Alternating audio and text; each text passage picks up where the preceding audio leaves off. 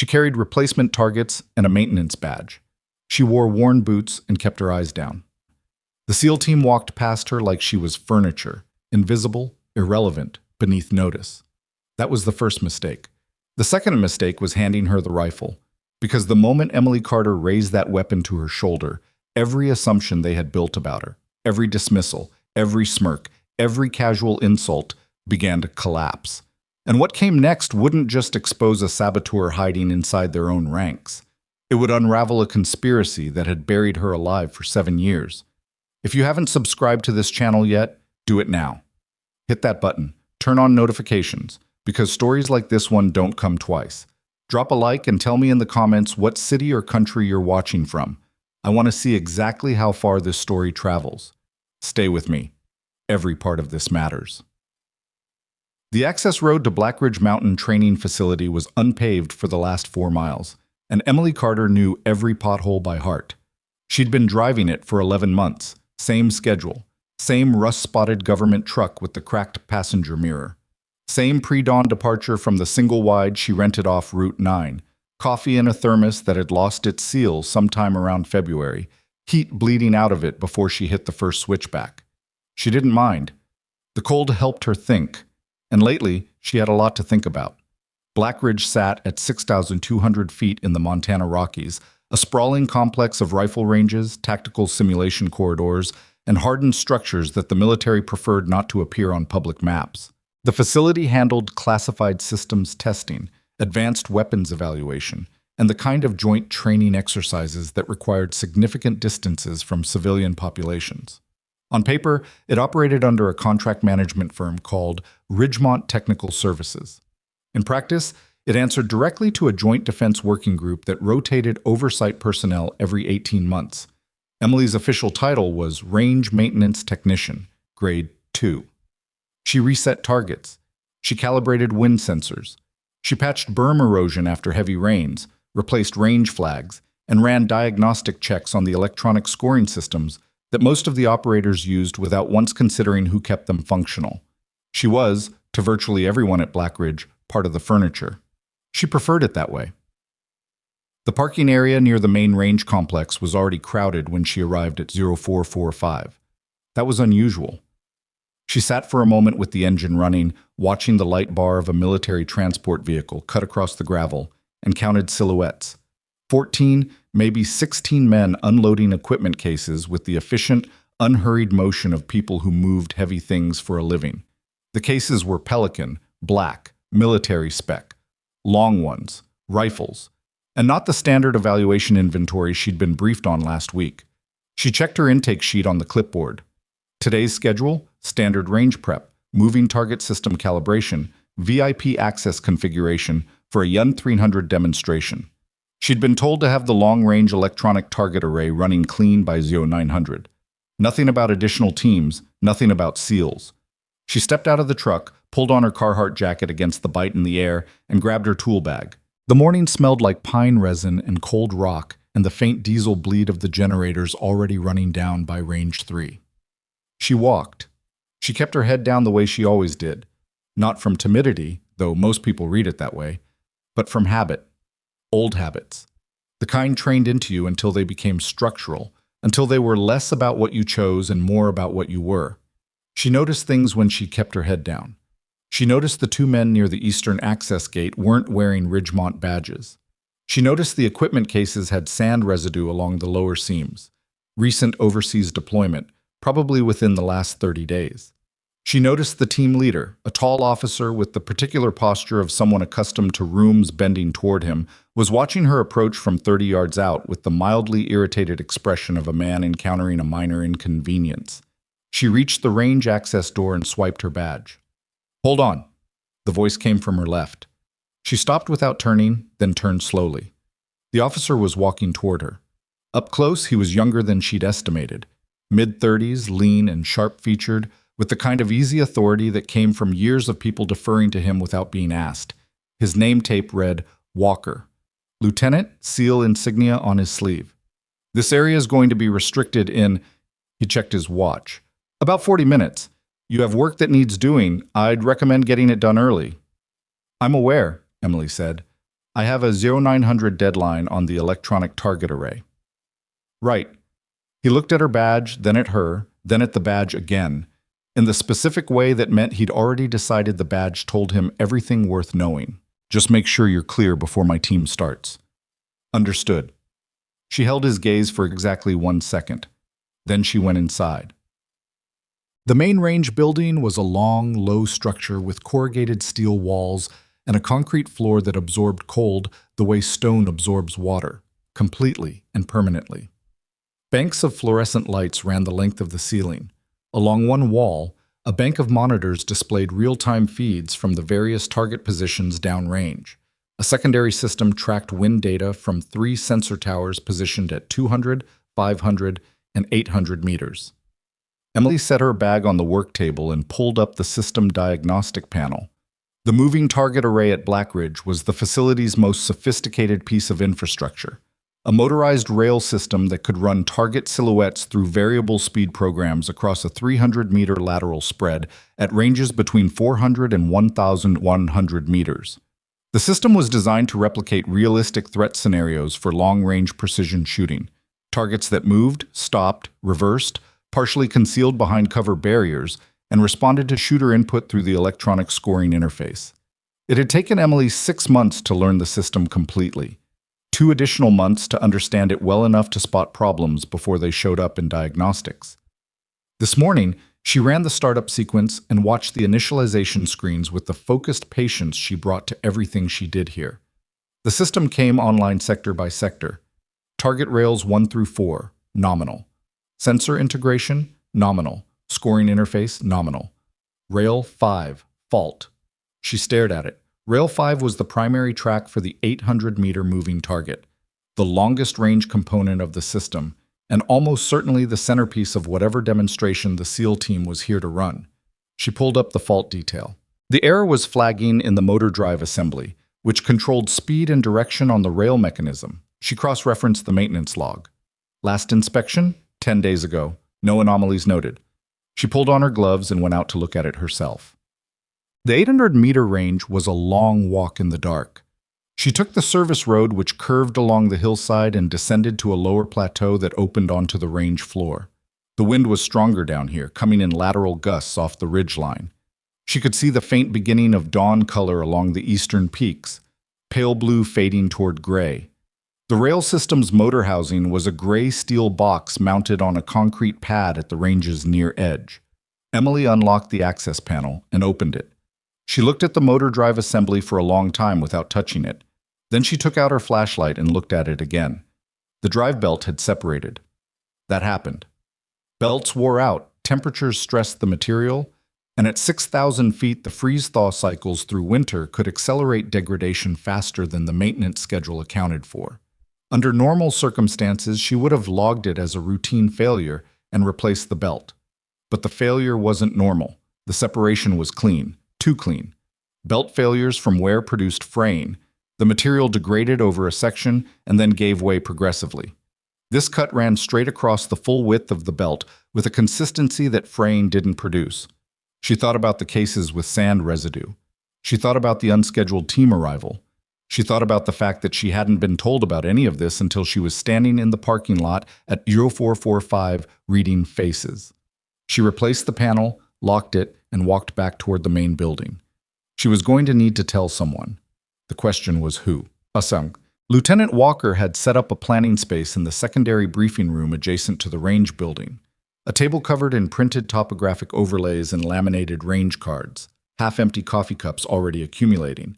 His team was spread through the room with the low-energy alertness of people running on adrenaline and professionalism, waiting for something to do. Emily knocked on the open door. Walker looked up from the table. What? The 800-meter moving target system has a fault. I need to report it before your demonstration window. He set down his coffee cup. What kind of fault? Motor drive assembly. The belt separated. Can you fix it? I can replace the belt, but I need to flag something about the failure pattern before I do. He looked at her with the patient, slightly too controlled expression of someone choosing not to express what they actually felt. Go ahead. The cut is straight, both edges clean across the full width. That's not a wear failure. Silence. One of the other operators, petty officer, she read from his rank, dark-haired, leaning against the wall with his arms crossed, shifted his weight. It was subtle. Most people wouldn't have noticed. She noticed. Belt failures can present different ways, Walker said. Not like this. You're a range tech. Yes. And you're telling me that you've diagnosed sabotage on a military facility's equipment based on how a belt snapped. She held the pause. I'm telling you the failure pattern is inconsistent with normal wear. I thought you should know before I replaced the component. Walker looked at the man by the wall, then back at her. Replace it, he said. We have a timeline. She didn't argue. She turned and walked out. The replacement took 40 minutes. She had the correct belt in her inventory. She kept replacements for all major components on site because supply requests to Ridgemont's logistics chain ran slow. She pulled the damaged belt out carefully, photographed it with her phone before setting it aside, and installed the replacement. She ran the system through a full test cycle. Everything came up nominal. She was closing the access panel when she heard footsteps on the gravel behind her. It was the dark-haired operator from the briefing room. Up close, his name tape read, Harlow. He moved with a quietness that didn't match his size. Chief Petty Officer Harlow, he said, which answered the rank question. You photographed that belt? Yes. He nodded slowly. He looked out at the range, then back at her. Walker's good at his job. He's also sometimes wrong about which problems are worth taking seriously. She waited. The timing's off, he said. This facility was swept for integrity issues 3 days ago as part of pre-demonstration protocol. A failed belt would have shown up in a physical inspection. I know. You were already thinking that. I was already thinking that. He studied her for a moment. Who are you? Range tech. That's what your badge says. She looked at him steadily. That's what my badge says. He didn't press it. He turned and walked back up the service road, and she watched him go. And then she went back to work. The VIP party arrived at 12:15. She'd finished her morning tasks and was running a secondary calibration on the wind sensors when the convoy came through the main gate. 2 black SUVs and a military sedan, followed by a separate vehicle she identified as belonging to Sentinel Defense Group from the logo decal on the passenger door. Sentinel was a private defense contractor with a significant portfolio in precision weapons systems. She'd done her reading on them. 11 months ago, when she first arrived at Black Ridge, she'd made a habit of learning everything she could about the organizations that moved through the facility. Most of it was innocuous. Contractors, program officers, evaluators running standard assessments. Sentinel was different. Sentinel had been associated with 3 separate program evaluation cycles in the last 4 years, where the competing government system had failed during demonstration. In each case, Sentinel had subsequently secured the contract. She hadn't been able to prove anything from what was publicly available, but she remembered those numbers. The VIPs moved into the main range building. She caught a brief look at the group. 2 men in suits she didn't recognize, a brigadier general whose face she placed from a public affairs photo she'd seen online, and a man in a Sentinel Defense Group polo shirt who walked with the particular comfort of someone who believed an environment belonged to him. His name was Marcus Reeve. She'd seen his name in a Sentinel annual report. She filed it. At 12:40, the system went down again, not Rail 5 this time, all of it. The monitoring panel inside the range building showed a cascade failure across the entire electronic scoring network, the system that processed target hits and relayed scores to the demonstration interface. Without it, the entire precision demonstration was dead. No scoring, no verified results, nothing to show the VIPs. Walker came out of the range building with the controlled energy of a man keeping anger from reaching his face. Carter. She was already at the panel. I see it, she said. What happened? I don't know yet. She was running through the diagnostic cascade, moving fast. The failure was deep in the network architecture, not a surface fault. It would take time to trace. How long to fix? Depends on what it is. That's not an answer. No, it's not. She kept working. Give me 20 minutes. He stood behind her and she could feel him deciding whether to interfere and then deciding not to. She gave him credit for that. 18 minutes later, she found it. Not a failure. An insertion. Someone had introduced a small hardware device into the scoring network's central relay junction, a unit about the size of a flash drive, tucked into a secondary port that wasn't part of the standard system architecture. The device was broadcasting on a frequency she recognized from a technical document she'd read 3 years ago, in a different life, in a building she was no longer supposed to have access to. It was a signal transmitter, not just disrupting the scoring system, actively broadcasting false failure data on a frequency that a specific type of receiver could capture. The kind of receiver that could be in someone's laptop in the main range building. The kind of data that, if captured and documented, would look like an authenticated equipment failure report. The kind that could be submitted to a program evaluation board as evidence that the military system had malfunctioned during official demonstration. Her hand stopped moving. She understood now. The belt on rail 5. The cascade failure on the scoring network. Neither of them was meant to actually stop the demonstration. They were evidence. Manufactured evidence of system failure, timed to a demonstration in front of the evaluation officers who held the funding decision. If the program looked unreliable, if there was documented evidence of repeated failures during official observation, the contract went back to open competition, and Sentinel Defense Group would be waiting. She stood up slowly. Walker. He came over. Look at this. She showed him the device without touching it again. He looked at it, and she watched his face go through several stages in quick succession. Confusion, then the particular stillness of a man recalibrating. That wasn't in the system when we swept the facility, he said. No. Somebody put it there today. Hey, between the sweep and right now, yes. He looked at her. Can you tell what it's transmitting? System failure data, formatted to look like authenticated diagnostic reports. To who? She glanced toward the main range building. That's the question. Walker was quiet for a moment.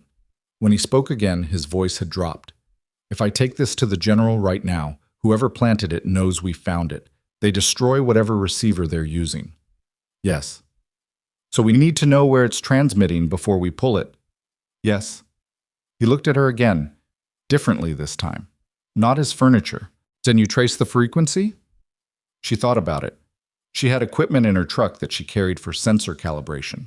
Some of it could be adapted. It would take time she wasn't sure they had. Possibly. It's not guaranteed. Best option. Turn it off without removing it. Stop the broadcast without alerting whoever placed it that we've found it. That gives us time to identify the receiver during the demonstration while the signal goes dark and they're wondering why. He was quiet for 3 seconds. That works if you can kill the broadcast without altering the device's physical state. I can. He looked at her for a long moment. Who are you? He said. It was almost exactly what Harlow had asked.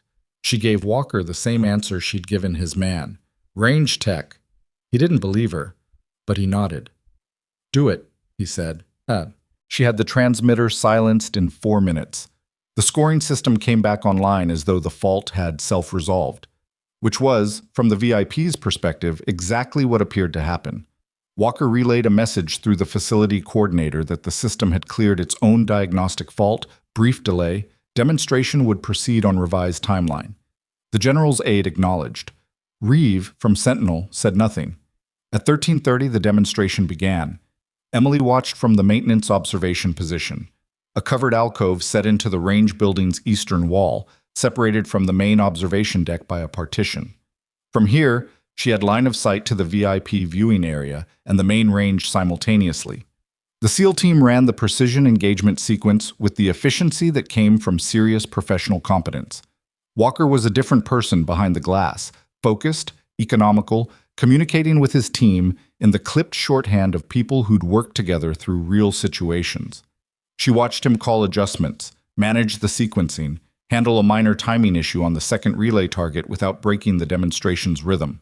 She'd been wrong about him being only arrogant. He was arrogant. He was also very good. She watched Reeve. Reeve spent the first 12 minutes of the demonstration watching the range. Then he shifted. He was looking at something in his jacket pocket. Not his phone, something smaller. His hand went to it twice in 3 minutes. A receiver. Looking for a signal that wasn't coming. His expression didn't change, but the posture did. Subtle.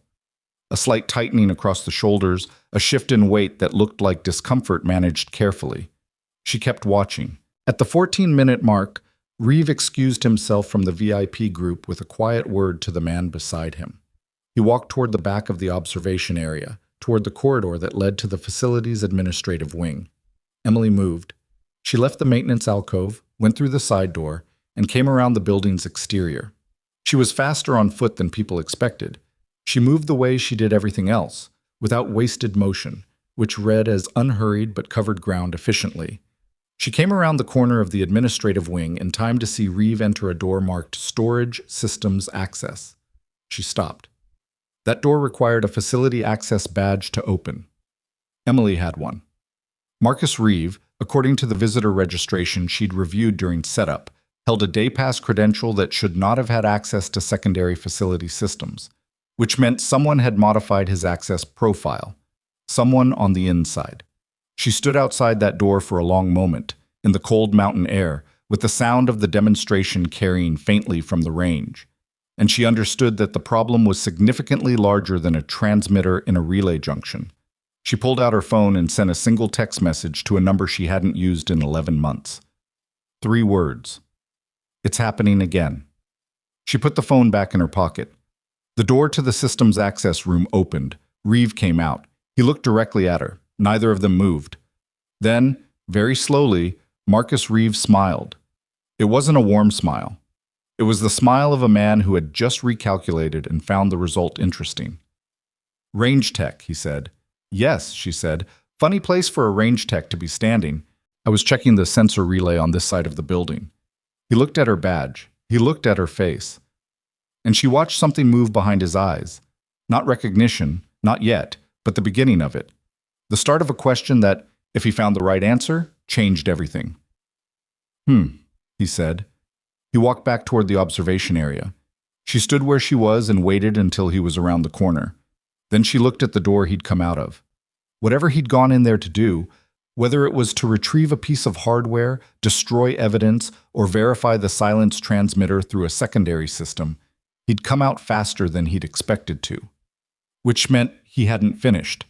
Which meant the evidence was still inside. She swiped her badge. The lock released. She pushed open the door and stepped into the dim system's access room, and she found what Reeve had left behind in his haste. And what she found in that room told her that the conspiracy she'd walked away from 7 years ago, the one that had cost her everything, had never stopped. It had only been waiting. The room was small and smelled like cold concrete and the particular staleness of a space that ran equipment without windows.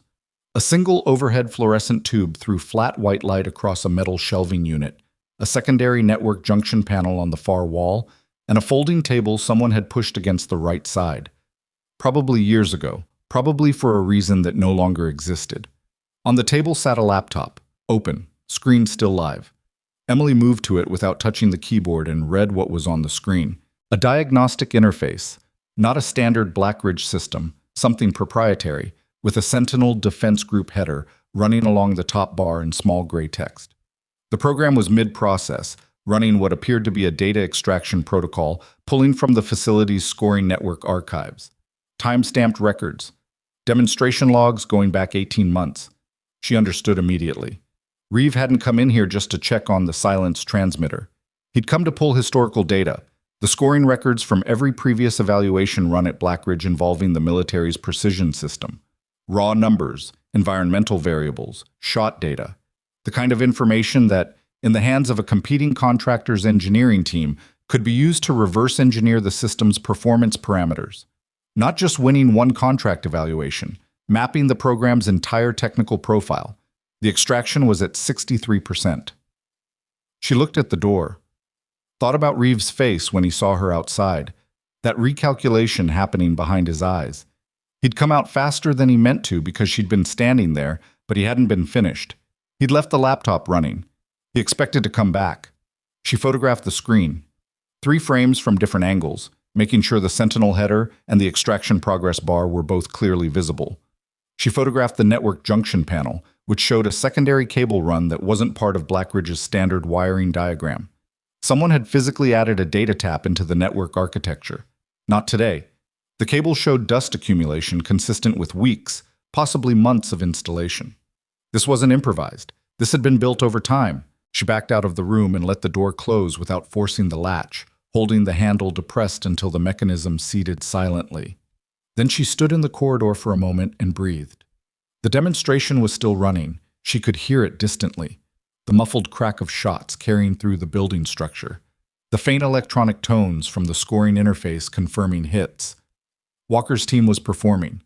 The general and his people were watching. Reeve was somewhere in the facility, deciding what to do about a range tech who'd been standing outside a room she shouldn't have known to stand outside. She needed to move carefully. She went back toward the range building through the exterior route, staying away from the observation area. Harlow was in the covered alcove when she returned, standing where she'd been standing 20 minutes ago, watching the range through the plexiglass partition with his arms folded. He turned when she came in. He looked at her face and didn't ask where she'd been. "Reeve left the viewing area," she said quietly. "I know. I clocked him at the 13-minute mark. He went to the secondary systems access room in the admin wing. There's a laptop running a proprietary Sentinel extraction program pulling data from our scoring network archives, and a hardwired data tap in the junction panel that's been there for weeks." Harlow was quiet for 2 full seconds. "You have documentation?" "Photographs." He looked at the range where Walker was running the final sequence of the demonstration. "Walker needs to know."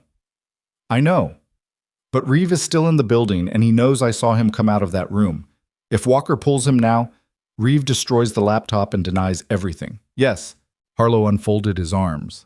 He had the deliberate quality of a man who'd made fast decisions in bad situations, enough times that the process had become almost meditative. No wasted expression, just calculation running visibly behind steady eyes. "We let the demonstration finish," he said. "Keep Reeve in the room with the general. The moment Walker wraps the formal sequence, we move. That gives Reeve another 20 minutes. The extraction was at 63% when I photographed it. Network pull from an archive database through a proprietary interface." He thought for a moment. "At that data rate, he's looking at another 40 minutes minimum to complete the pull. He won't abort early. Incomplete data is worthless to him." She hadn't thought about that. She ran the math and found it held. "Okay," she said. He looked at her again with that same measuring quality he'd had out by the motor housing. "You said the extraction rate like you knew what the bandwidth ceiling on this network's archive system was." She didn't answer. "That's a specific thing to know," he said. "I read documentation." "What documentation?" She looked at him steadily. "The kind that was in the technical briefing package for this facility's installation." It wasn't a lie. It also wasn't the whole truth. Harlow recognized the shape of that answer. She could tell from the way his expression settled, not satisfied, but choosing to let it go for now. He turned back to the range. 20 minutes, he said. The demonstration ended at 14:07. Walker shook hands with the general, said something brief and professional to the program officers, and then turned toward the range building's interior with the subtle shift in posture that meant he was done performing for observers. His team began breaking down their equipment with the quiet efficiency of people who'd set up and torn down hundreds of times. Emily caught him at the door. "Need 2 minutes." He looked at her, saw something in her face, nodded once and stepped aside. She laid it out fast. Reeve, the laptop, the data extraction, the hardwired tap, the photographs. She kept it factual and brief. Walker listened without interrupting, which she appreciated. When she finished, he was quiet for a moment. "The tap has been there for weeks?" "Minimum. Possibly longer. Which means someone at this facility gave him physical access to that junction room." "Yes." He looked toward the observation deck where Reeve was still visible, speaking with one of the suits she hadn't identified yet. The general had moved away to a separate conversation with the program officers. "That room requires facility-level badge access," Walker said. "Day pass credentials don't open it." "I know." "So Reeve has a facility contact."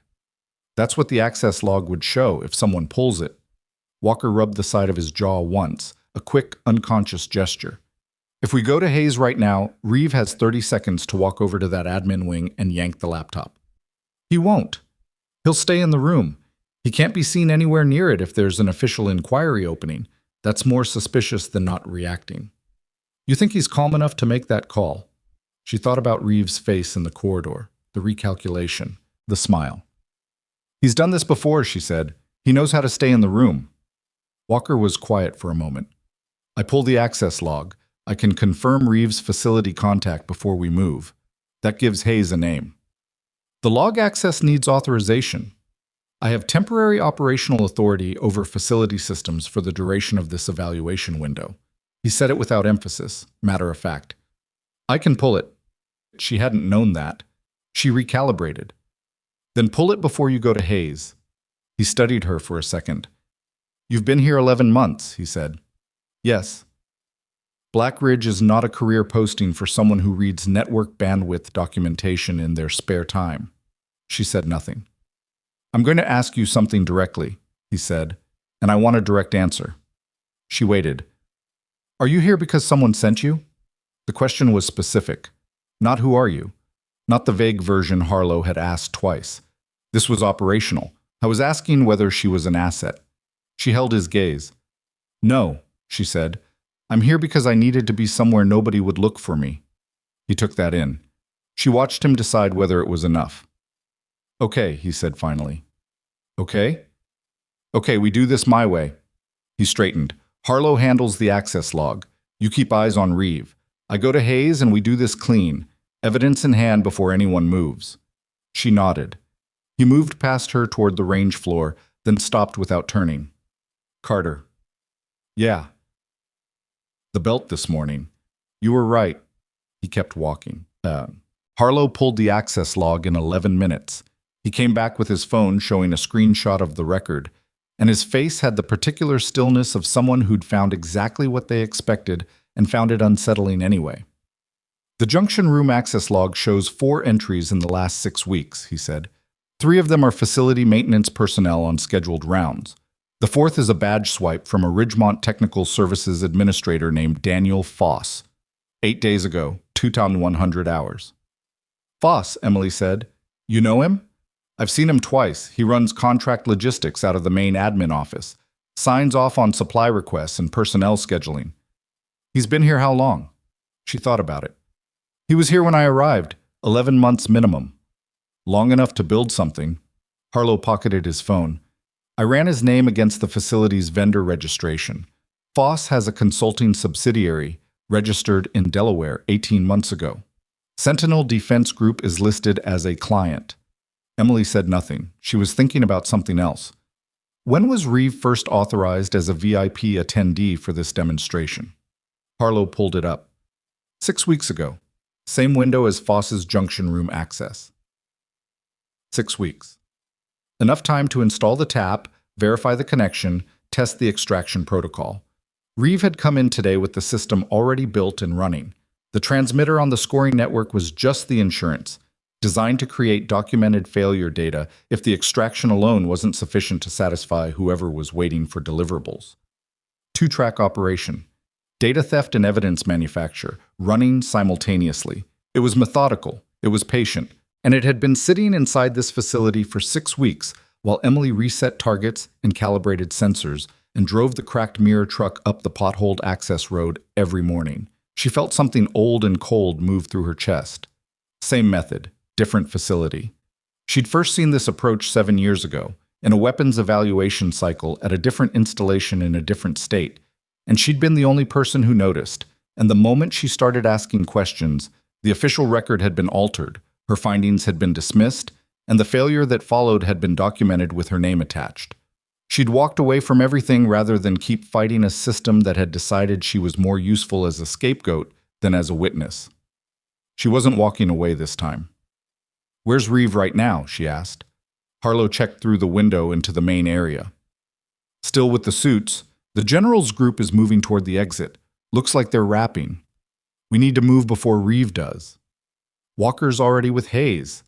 As if to confirm it, Walker appeared at the far end of the range building's main corridor, walking with a man she recognized from facility briefings as Colonel Nathan Hayes, the senior military oversight officer for Black Ridge. Hayes was a broad-shouldered man in his late 50s with close-cropped gray hair and the contained energy of someone who'd spent decades managing situations he hadn't caused. He was not visibly agitated. He was moving with purpose. 2 security personnel flanked them, not dramatically, just present, which was enough. Walker caught Emily's eye across the distance and gave a single brief nod.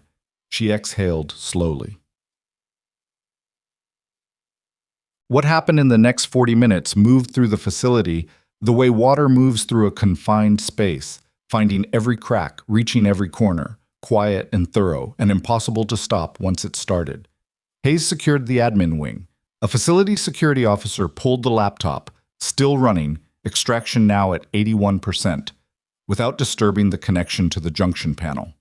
A second officer documented the hardwired tap, while a third pulled the full badge access log for the previous 6 months and printed it. Reeve was asked to remain in the main building. He agreed without resistance. That was the tell. A man who'd done this before knew that the moment you ran, you were admitting everything. Foss was located in the main admin office, where he'd been all morning. He looked at the 2 security officers who appeared in his doorway, and he said, "Am I being detained?" Which was also a tell. Emily stayed out of it. She wasn't part of the security apparatus, and she knew the value of not inserting herself into a process that was moving correctly without her. She was standing outside on the range apron, watching the wind move the target flags at 800 meters, when Harlow came out and stood beside her. "Hayes wants to talk to you," he said. "I figured. He's going to ask who you are." "I know." "What are you going to tell him?" She looked at the flags. At 800 meters, the wind indicator showed a left-to-right drift, moderate, consistent. Good conditions, actually. Better than this morning. "The truth," she said. Harlow was quiet for a moment. "Which version?" She looked at him. "You came out to that motor housing this morning," he said. "After I walked away, I ran your badge number through the visitor management system. It pulled a Ridgemont contractor profile that is technically complete. Every field filled in. Work history, certifications, emergency contact." He paused. "I've seen a lot of contractor profiles. Nobody's is that clean." She turned back toward the flags. "I needed it to be clean," she said. "Why?" "Because the people who wanted me to disappear were thorough. I needed my cover to be more thorough." He absorbed that. "Who wanted you to disappear?" She didn't answer immediately. A gust came through the range, strong enough to shift the flags at 400 meters into a brief lateral snap before they settled. "7 years ago," she said, "there was a weapons program evaluation at a facility called Harmon Ridge, Virginia. The evaluation was supposed to validate a new fire control system for a classified program I can't name even now. 3 days before the final demonstration, the scoring network developed a series of fault conditions that nobody could explain. The official report documented equipment failure, but the failure pattern was the same as what I found this morning on Rail 5. Same method of inducing fault conditions to generate documentation. I reported it. My report was dismissed. The program lost its funding. The contract went to a private competitor." She stopped. "I kept pushing. 6 weeks after I filed my report, my personnel file showed a documented incident during that same evaluation period. Equipment negligence, my fault, according to the record." Harlow said nothing. "I'd never touched that equipment," she said. "But the record was there, and the people who put it there had enough institutional access to make it stick. I could fight it, spend years fighting it, or I could walk." "You walked." "I walked." The flags at 800 meters were steady again. She watched them. "Harmon Ridge," Harlow said. "That program, the fire control system. Was it ever reevaluated?"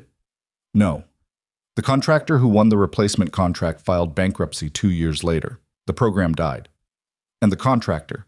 She half smiled, though there wasn't anything warm in it. "Sentinel Defense Group acquired their remaining IP portfolio at a bankruptcy auction 18 months ago. The silence between them had a particular quality after that, the kind that happened when a shape you'd been seeing partially suddenly resolved into something complete. "They've been doing this more than once," Harlow said. "At least 3 times that I've been able to track from public records. Harmon Ridge was the first one I know about. There were 2 others after that. Different facilities, different program cycles, same outcome. And you've been here 11 months. Blackridge was on the evaluation calendar. I looked at the timeline and I thought..." She stopped. "I thought if it happened here, I'd be in a position to see it." Harlow turned to look at her fully. "You came here on purpose." "Yes." "Without telling anyone." "There was no one to tell. The people I would have told were the people who replaced my records." He was quiet for a long moment. "Hayes is going to want to know all of this," he said. I know. Walker's going to want to know all of it too. I know. It's going to come out that your contractor profile isn't what it appears to be. I know that too. She finally looked at him directly. I'm not running. I'm done running.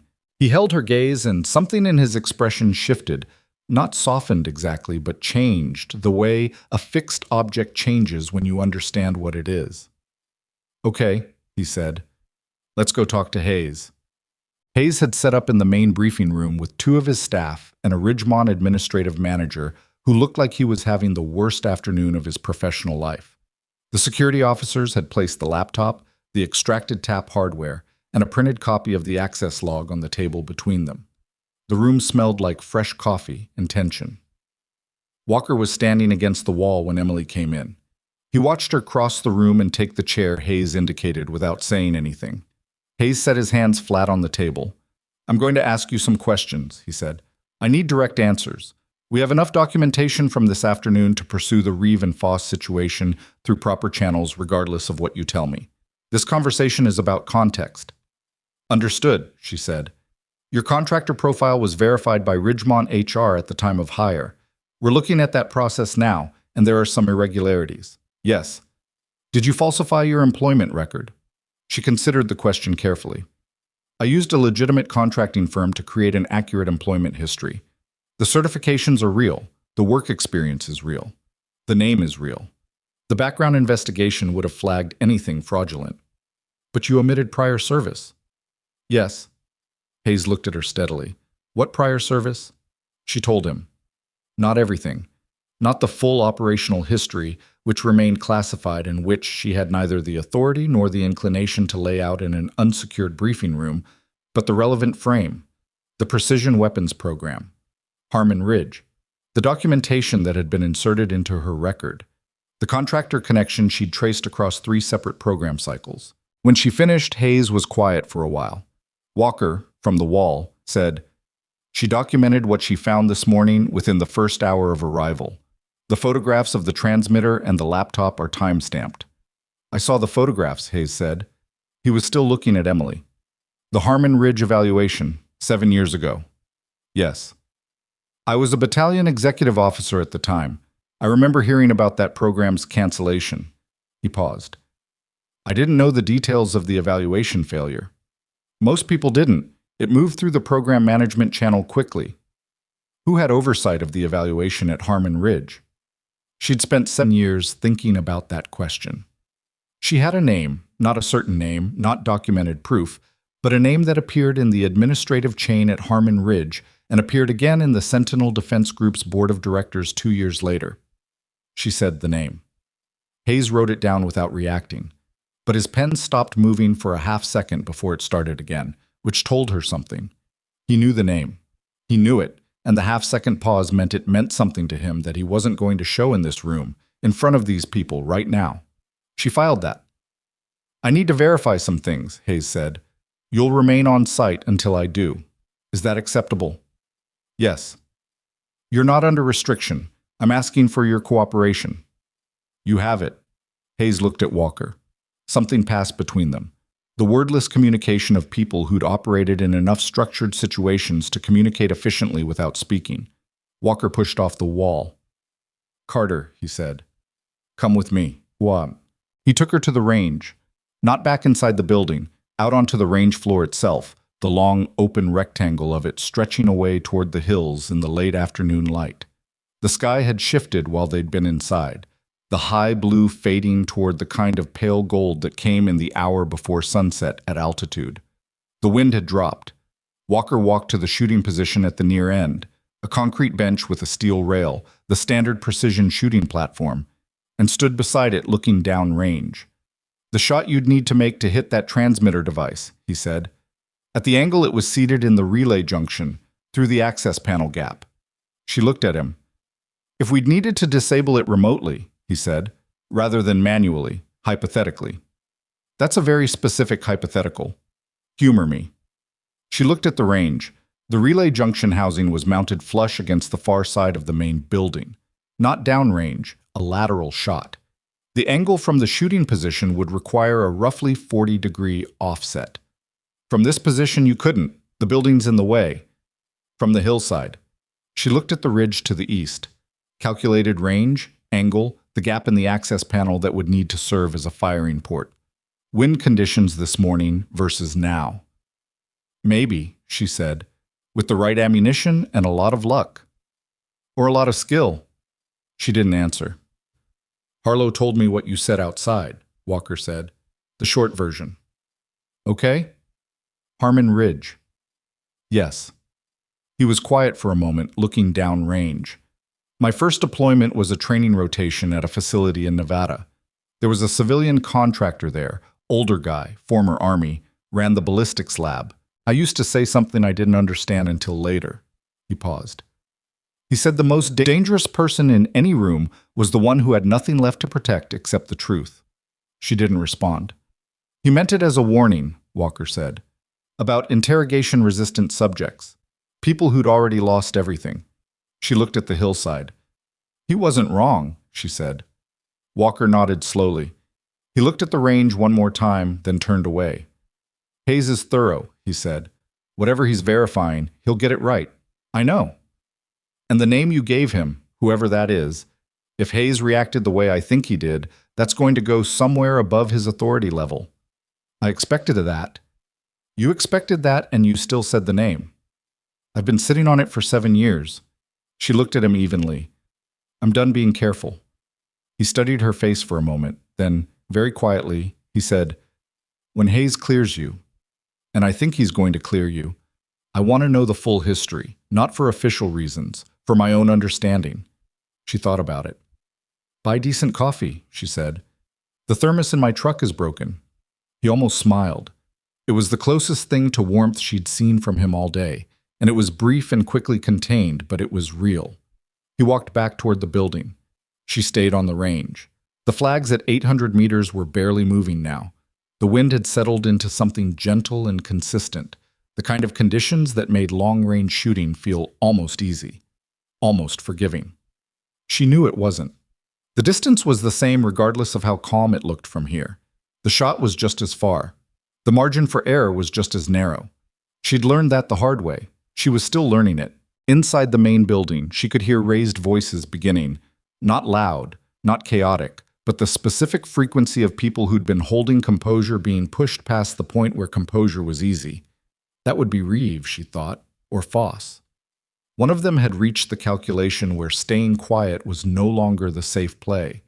Whatever they said now, the laptop was evidence, the tap was evidence, the access log was evidence, the photographs were evidence. And Emily Carter was still standing here. That too was a kind of evidence. The voices inside didn't stop. They shifted register. A door opened somewhere. Footsteps crossed a hard floor with the purposeful cadence that meant someone was being moved, not walking voluntarily. She turned back toward the building. There was still work to do. She was halfway across the range apron when the door to the main building opened and Walker came out fast, not running, but close. We have a problem, he said. She stopped walking. Reeve requested legal counsel and stopped talking. That's expected. Foss is the one talking. And what he's saying is that the data extraction was already completed. Not at 81%. That was a decoy progress bar. The real transfer finished 4 days ago through a remote session he ran from the admin office. Emily processed that. So the laptop today was theater. Reeve came in to retrieve the hardware and make sure nothing traceable was left behind. He didn't expect us to find it before the demonstration ended. Walker's jaw was tight. The actual data, 18 months of scoring records, system performance logs, environmental calibration files, it's already at Sentinel's technical division. That changes the legal exposure, but not the evidence chain. You still have the tap, the access log, Foss's badge swipe. That's not the problem. He stopped her. Hayes just got off a secure call. The name you gave him, the one on the Harmon Ridge oversight chain. He's connected to the current program review board. He has visibility into this investigation the moment Hayes files a formal report. She went still. How much time before Hayes has to file? 72 hours under the standard incident protocol. But Hayes thinks the moment he initiates the formal report, that man, whoever he is to you, starts managing the paperwork from the inside. She looked at the building. Through the window, she could see the silhouettes of Hayes's staff moving, phones to ears, the controlled scramble of people trying to get ahead of something. Hayes needs something that can't be managed, she said, something that goes sideways of the normal report chain. What does that look like? She thought about it. The data theft was documented but could be delayed in adjudication. The transmitter evidence was solid but narrow. Sabotage of a single demonstration, not the pattern across 3 program cycles. To break the pattern open, you needed to connect Harmon Ridge to Black Ridge to the 2 programs in between, and the connective tissue was the name she'd given Hayes, and that name had institutional protection. The Harmon Ridge program files, she said, the original evaluation records. If the failure was manufactured the same way this one was, there should be forensic signatures in the archived data. The same method leaves the same marks.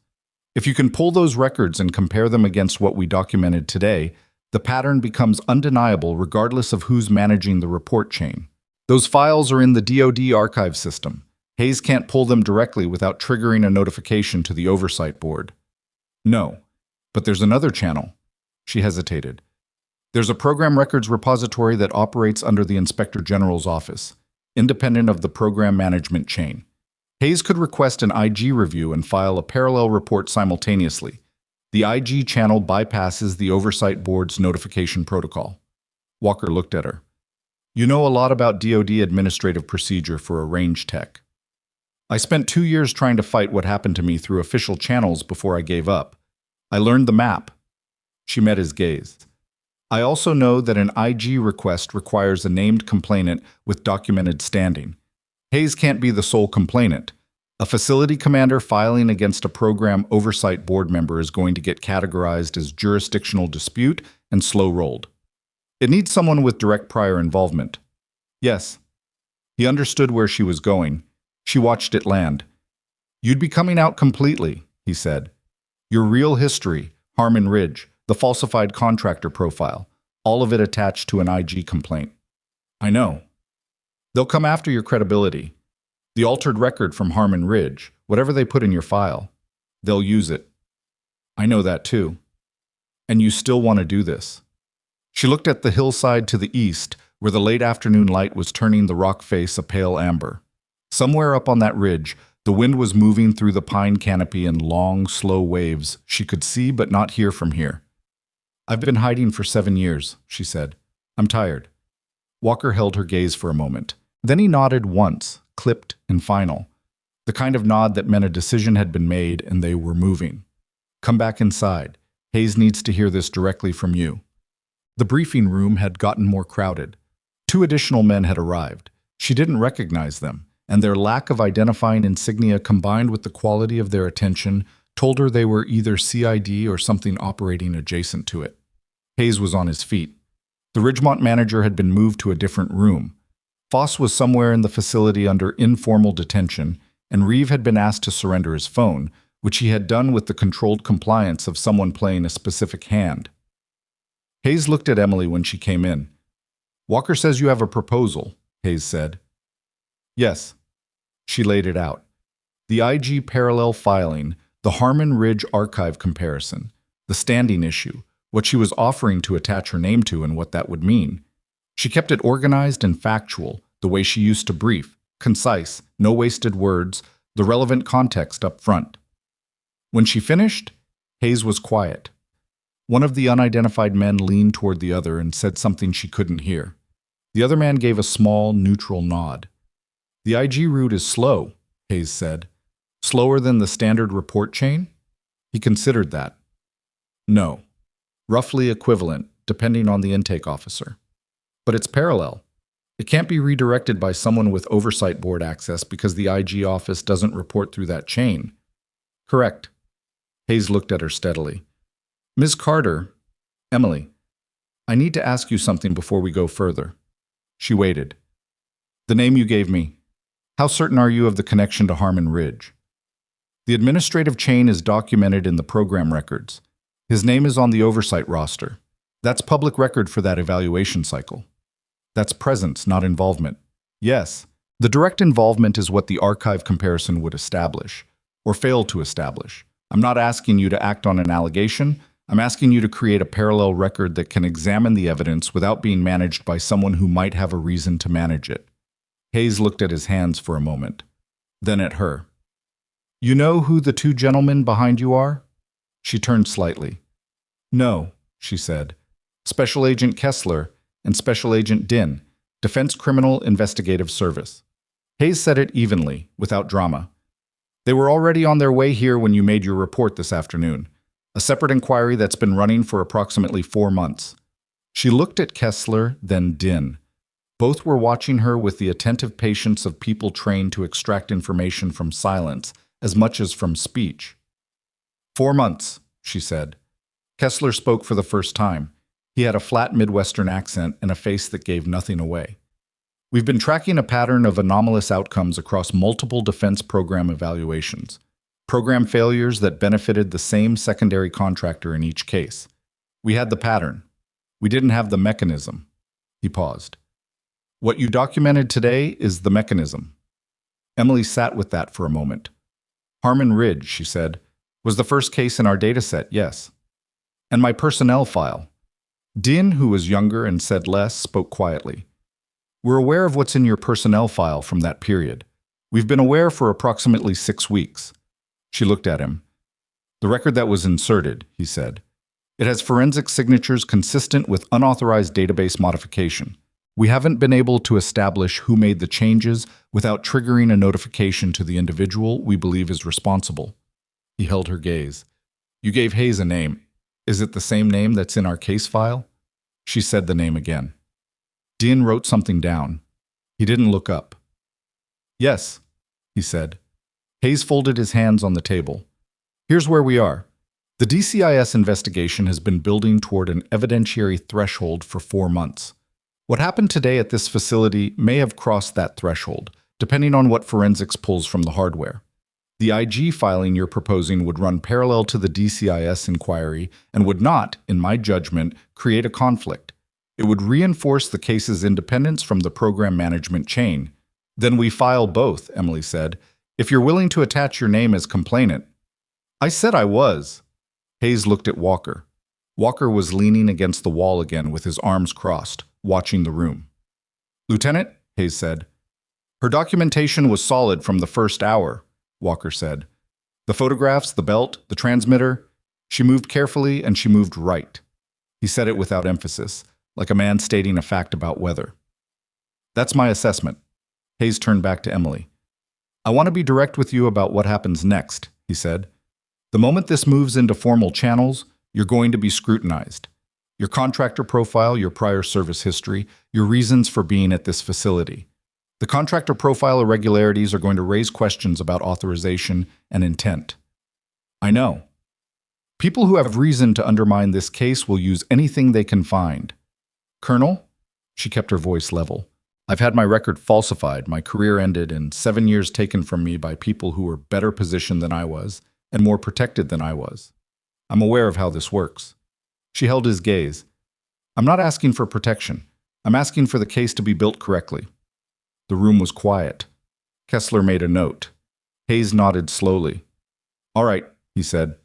We start tonight. The next 3 hours were administrative and exhausting in the way that institutional processes were always exhausting. Forms, chain of custody documentation, recorded statements, the careful bureaucratic architecture of building something that would hold up to scrutiny. Emily gave her statement to Kessler and Din in a recorded session that ran 90 minutes.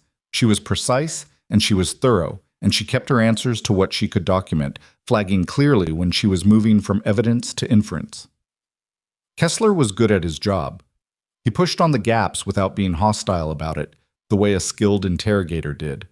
Not trying to catch her in contradictions, but trying to find where the structure was weakest so he could reinforce it before opposing counsel found the same spots. When they finished, Din reviewed the recording while Kessler stepped outside. Emily sat in the quiet of the deposition room and drank the first good coffee she'd had all day. Someone had run a fresh pot during the session, and felt the particular exhaustion that came not from physical effort, but from sustained precision. 7 years of hiding required a specific kind of careful. Testifying required a different kind. Both were tiring in ways that ordinary people didn't see from the outside. Harlow came in around 1800 and set a sandwich on the table without comment. She looked at it, then at him. "Hayes briefed you?" she asked. "Enough." He pulled out a chair and sat across from her. "How'd it go?" "Kessler is thorough. He's good. I've dealt with DCIS on a couple of prior investigations. He's one of the better ones." He looked at his hands for a moment. "The name you gave Hayes, Walker told me." "Okay. I know that name." She looked at him. "Not personally," he said, "but in the context of program oversight. He has a long tenure, a lot of institutional credit." "I know. That makes him hard to move." "Yes. The forensic comparison between Harmon Ridge and today's documentation. If it establishes the pattern, it won't be enough on its own," she said. "Institutional credit is a buffer. The evidence has to be substantial enough that protecting him becomes more costly than not protecting him." Harlow was quiet for a moment. 4 months, he said. "DCIS has been running this for 4 months. They were already close." "Close isn't there." "No, but today might have moved it." She picked up the sandwich. Turkey, she found when she opened it. Cold, which was fine. She was hungry in the absent way of someone who'd been running on focus and hadn't registered it until now. "You doing okay?" Harlow asked. She looked at him. "Genuine question," he said, not tactical." She thought about it honestly, which wasn't something she did often. "Ask me in a week," she said. He nodded. That was a reasonable answer, which, she supposed, it was. Walker found her at 1900 when the light outside had gone fully dark and the facility's exterior lighting had come on, throwing hard shadows across the range apron. She was at the work table in the main range building, running a final calibration check on the wind sensor data. Not because anyone had asked her to, but because it was her work, and the work was still there, and doing it settled something in her that the administrative process had unsettled. He watched her for a moment from the doorway. "Foss gave a fuller statement," he said. "She kept working. He says the operation was running for 14 months across 3 facilities. Blackridge was the third. He was recruited through a consulting arrangement that he says he didn't initially understand was connected to Sentinel." "Do you believe that?" "No, but it's what he's saying." She finished the sensor check and logged the result. Clean. The system was running better now than it had been this morning, which was a minor satisfaction. "The name I gave Hayes," she said. "Foss mentioned him?" "Not directly, but Kessler says the financial chain they've been building goes through a shell company that Foss's consulting subsidiary invoiced, and that shell company has connections to a holding group that—" Walker stopped. "It gets complex." "It always does. But it connects." She closed the calibration log. "Hayes wants you to stay on site tonight," Walker said. "Guest quarters in the admin wing. He'd rather have you in the building until the chain of custody is fully documented."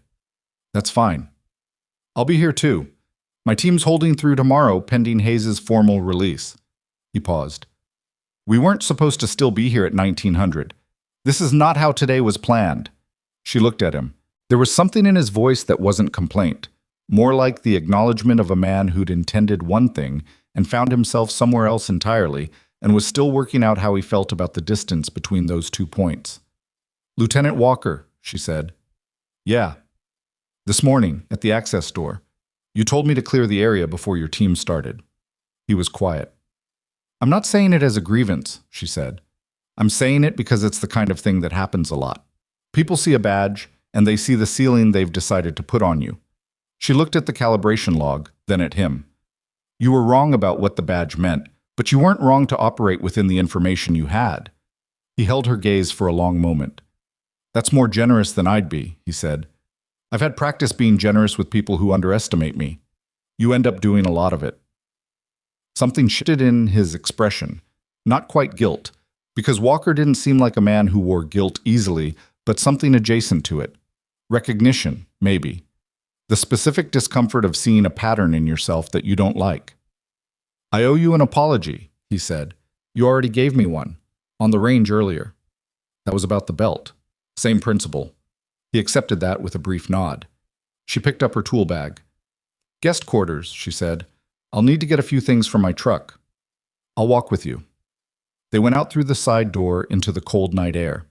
The sky at altitude was extraordinary when there was no cloud cover, the kind of depth and density of stars that people who lived near cities forgot existed. She'd noticed it on her first night here, and she still noticed it now, 11 months later. Some things didn't become ordinary no matter how many times you saw them.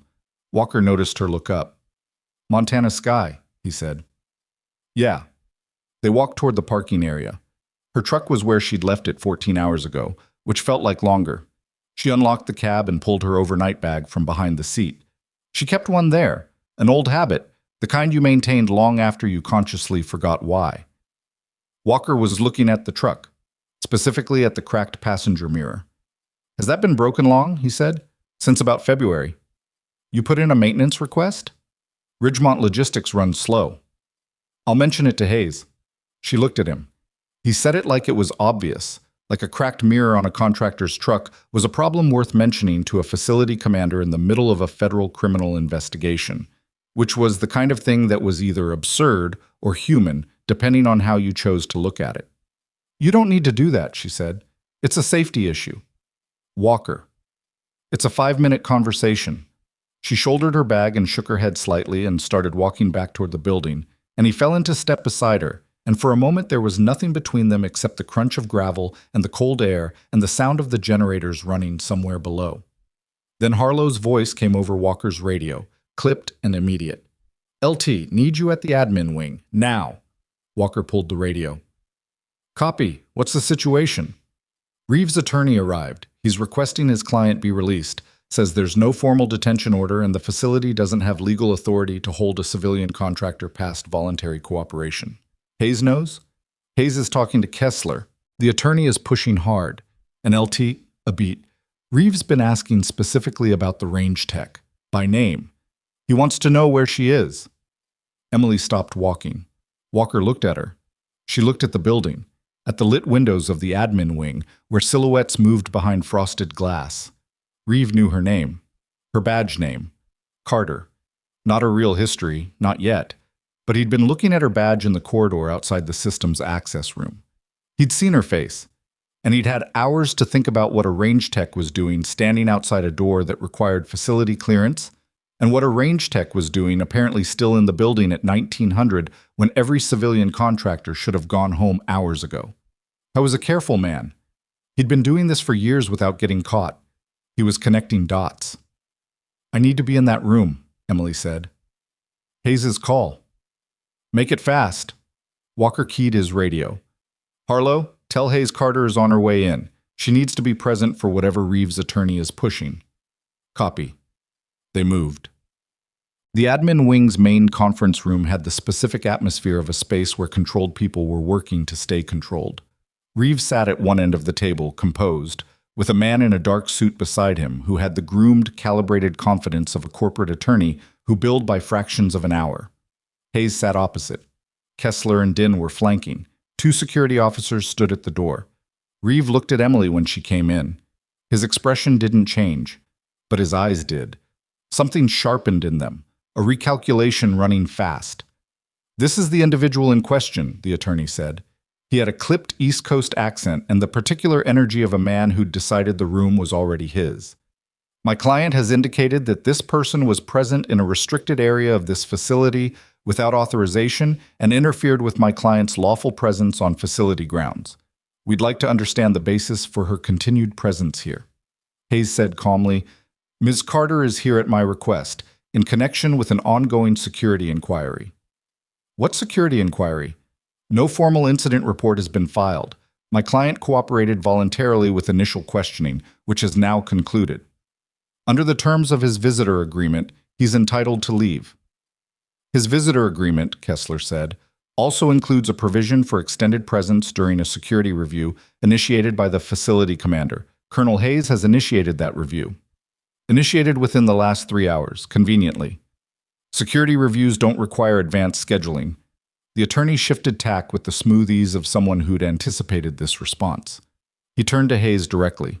"Colonel, my client came to this facility today as a credentialed VIP observer for an official military demonstration. He participated in that demonstration. He's a private citizen and a senior executive of a legitimate defense contracting firm. unless you're prepared to articulate specific allegations. We've articulated them to your client directly, Hayes said. My client denies any knowledge of the items you've described. The access log from this facility shows a badge swipe by a Ridgemont employee with documented financial ties to Sentinel Defense Group, accessing a restricted systems room 8 days ago. The room contained a hardwired data tap connected to this facility's scoring network. That implicates a Ridgemont employee, not my client. The data tap was transmitting to a device operating on a proprietary frequency that Sentinel Defense Group has used in previous technical demonstrations. Frequencies aren't proprietary. The encoding protocol is. A brief silence. Reeve, throughout this exchange, had been watching Emily. Not the lawyers, not Hayes, her, with the focused attention of a man trying to read something. She looked back at him. Ms. Carter, Reeve said. The attorney touched his arm. Reeve ignored it. You were outside that room for a reason, Reeve said. Not because you were checking a sensor relay. I'd like to know the real reason. The attorney said, Marcus, because she knew what was in there, Reeve continued. He was speaking to Hayes now, but watching Emily. A range maintenance technician who knew where to stand, what to look for, and how to document what she found within hours of my arrival. That's not coincidence. Hayes said nothing. She's not a range tech, Reeve said. I don't know exactly who she is, but I know what she isn't. And I think that matters to whatever case you're trying to build here, Colonel, because if your key witness obtained evidence through misrepresentation of her identity and her purpose on this facility. My identity and purpose here are documented through Ridgemont's HR process, Emily said. Everyone in the room looked at her. She kept her voice even. My certifications are current and legitimate. My work history is accurate. I've been performing the job described in my contract for 11 months without incident. Whatever questions exist about the scope of my background are separate from the evidence I documented today using my own equipment in areas I had legitimate access to, in the course of my documented duties. Reeve looked at her steadily. What's your background? He said. She held his gaze. Long-range precision systems, she said. The room was quiet. Reeve's attorney wrote something on his notepad. Reeve himself had gone still in the way that meant he'd found the answer he was looking for, and the answer wasn't what he wanted. She was at Harmon Ridge, Reeve said quietly. Not a question. The attorney stopped writing. Kessler's pen had stopped moving too. I was watching Reeve. How would you know about Harmon Ridge, Mr. Reeve? Kessler said. Reeve looked at Kessler and understood, visibly, that he'd just said something he couldn't take back. His attorney said quickly, My client is done answering questions. Your client introduced the topic, Din said. This conversation is over. Hayes leaned forward. Mr. Reeve. Hayes's voice was measured and hard in equal proportion. You came into this facility today with a device designed to manufacture false evidence of system failure. A member of my staff documented a data tap that's been running inside this facility's network for weeks. Your colleague in the admin office has given a statement that connects the timeline of that installation to your organization. He paused. The investigation that's been running into your organization's activities did not begin today, and it will not end today. I want to make sure you understand that. Reeve looked at Hayes. Then he looked at Emily. She watched something move across his face. Not fear, not exactly, but something that recognized a wall it hadn't seen coming until it was already there. He was good at this. He'd been doing it for years. But the woman standing across the table from him had also been waiting for years, and she'd been waiting specifically for him. And he could see that now, finally, and too late. I want to call my organization's legal team, Reeve said. You're welcome to, Hayes said. And I want it on record that I believe the integrity of this investigation is compromised by the presence of an individual whose credentials and intentions have not been fully verified. Noted, Kessler said. He wrote it down with the neutral efficiency of a man who'd had far more dramatic objections land in his case files. Reeve's attorney stood. Hayes looked at the security officers at the door. Mr. Reeve remains on site, Hayes said, under a formal security hold which I'm initiating as of this moment. His attorney is welcome to remain as well. Guest quarters will be made available. The attorney said something about filing an injunction. Hayes told him the facility's JAG officer would be available in the morning, and the conversation was over. Emily stepped back from the table and let the room settle around her. Her hands were steady. Her breathing was controlled. The thing she felt wasn't triumph. It was something quieter than that. Something that had more to do with finally being in a room where the truth was visible to everyone, where the weight of it was finally distributed properly instead of sitting entirely on her. Walker appeared at her shoulder. "You good?" he said under his breath. "Yeah." "Reeve knew your name, your real connection. He must have found it. He's had hours and he has resources."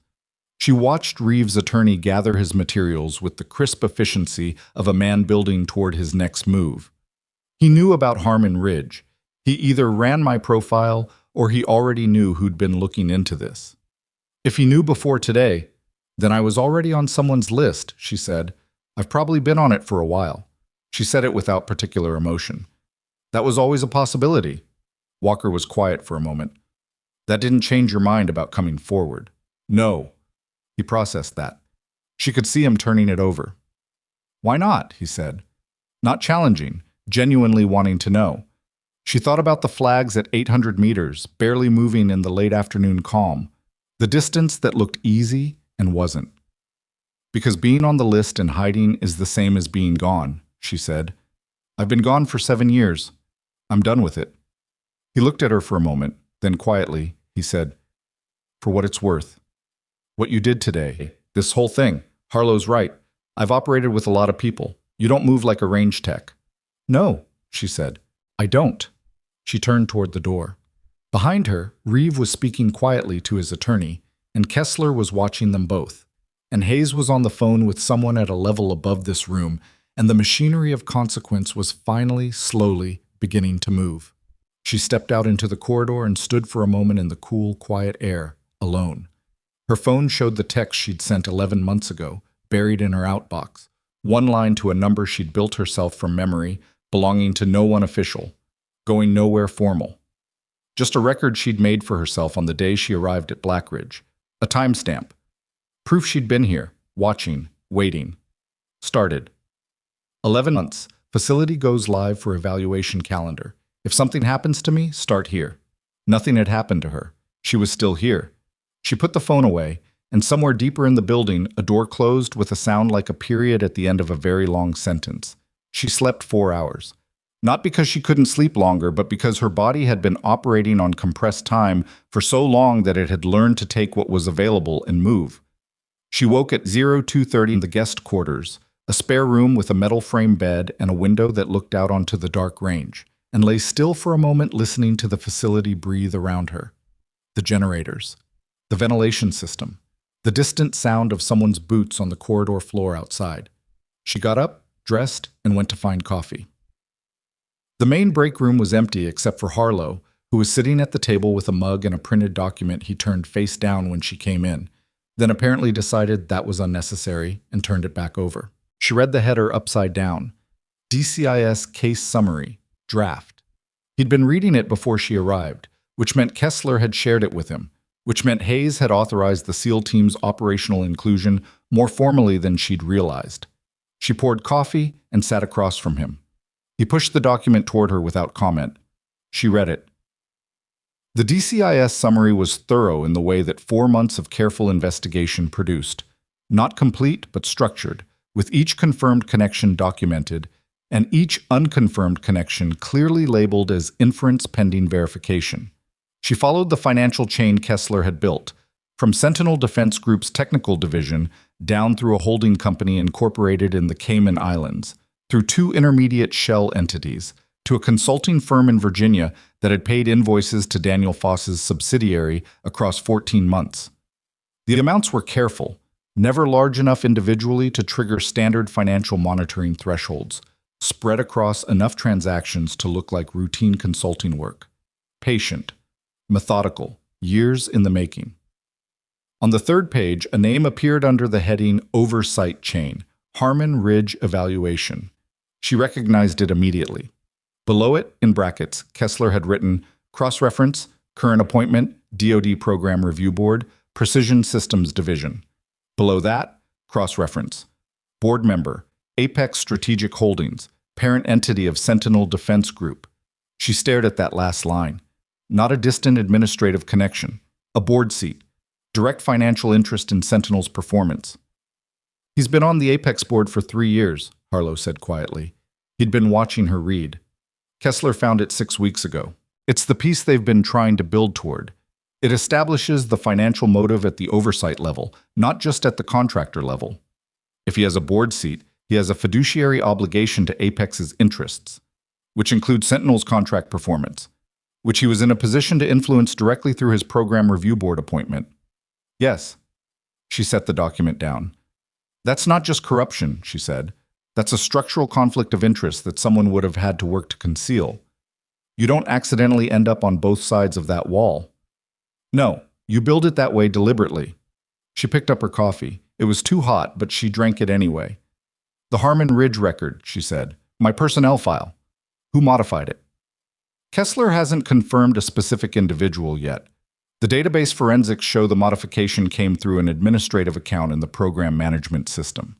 An account that belonged to a personnel officer who died of a cardiac event 14 months after Harmon Ridge. Harlow paused. Convenient timing. Or not connected at all? Possibly. But the account was accessed from 2 separate IP addresses in the week before the modification was logged.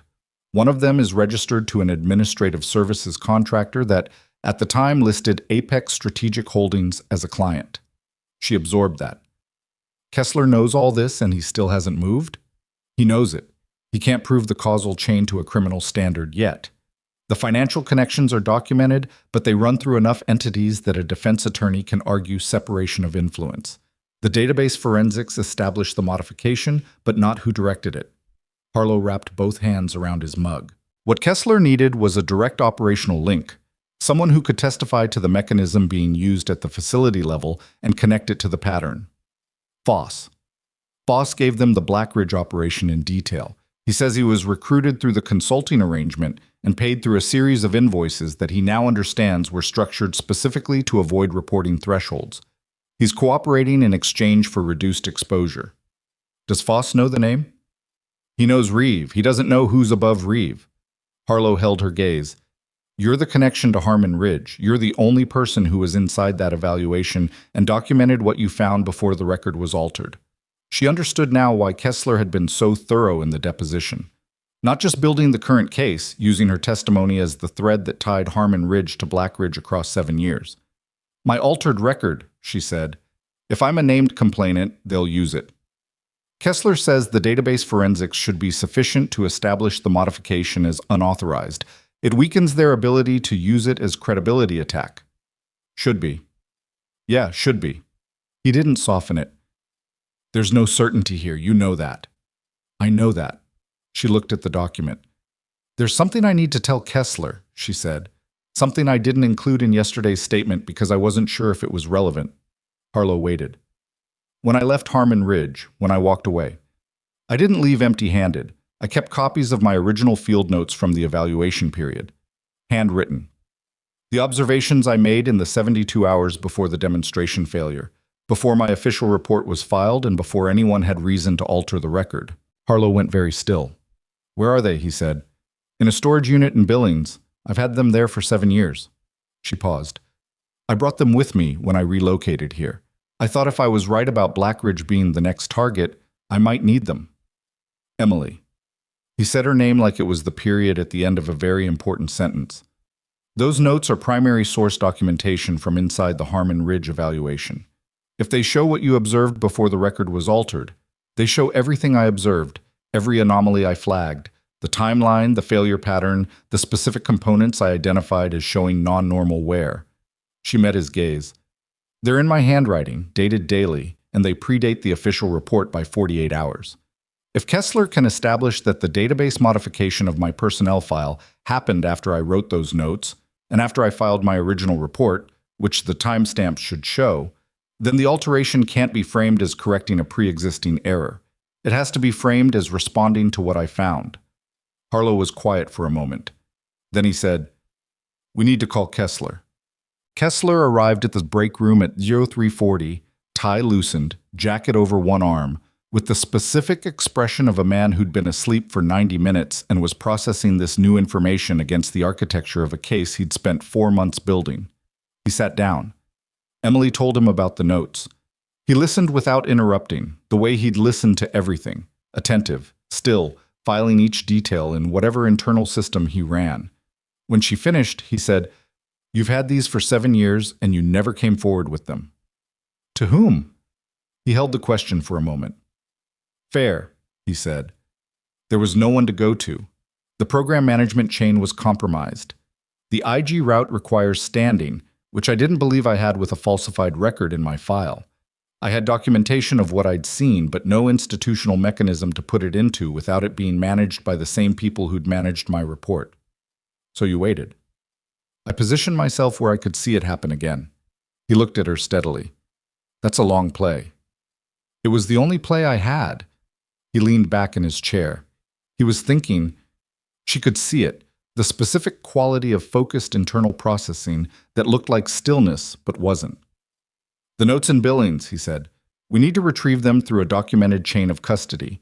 If you go get them yourself and hand them to me, opposing counsel will argue the chain is broken, that there's no way to verify the documents haven't been altered in the interval. I didn't alter them. I know that.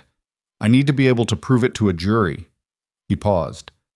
I can send an agent to the storage unit with you.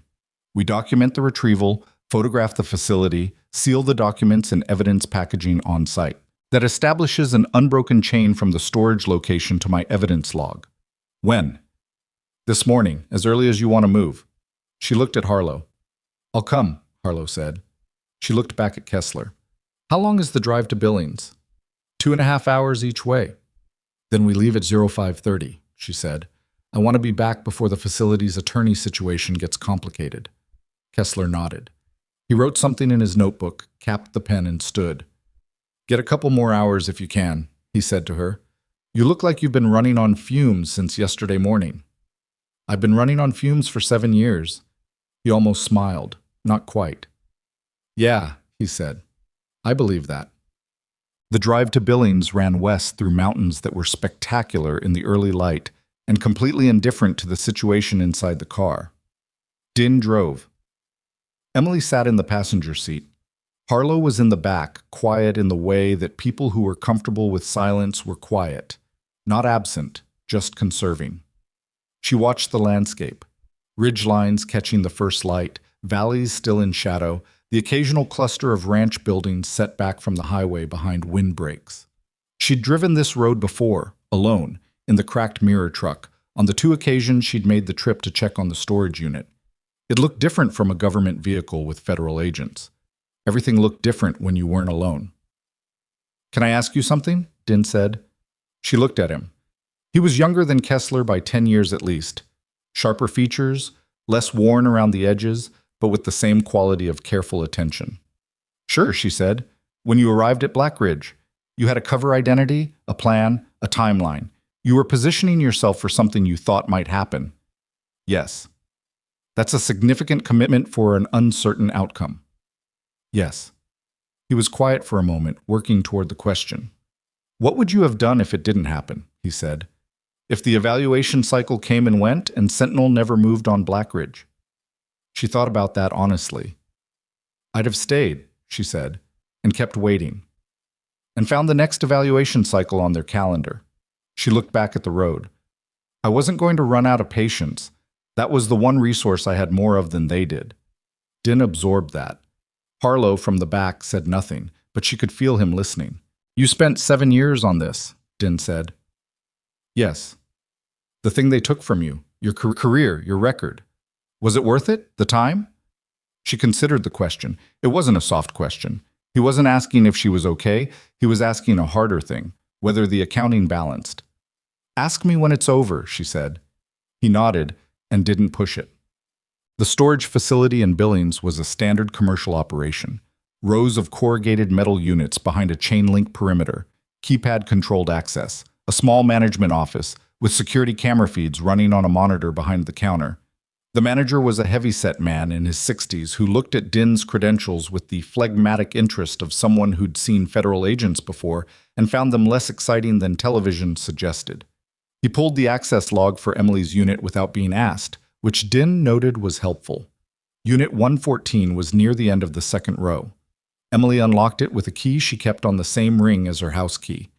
The unit held the minimal accumulation of 11 months of careful living, 2 boxes of books, a military surplus duffel with cold weather gear, a locked metal case she'd bought specifically for the purpose she was using it for now. She pulled the metal case out and set it on the concrete. Din photographed it unopened, the serial number on the lock, the overall condition of the case, the unit number visible in the background. She unlocked it. Inside, a sealed plastic bag, the kind with a zip closure and a white label panel, the label blank. Through the plastic, she could see the stack of notebooks.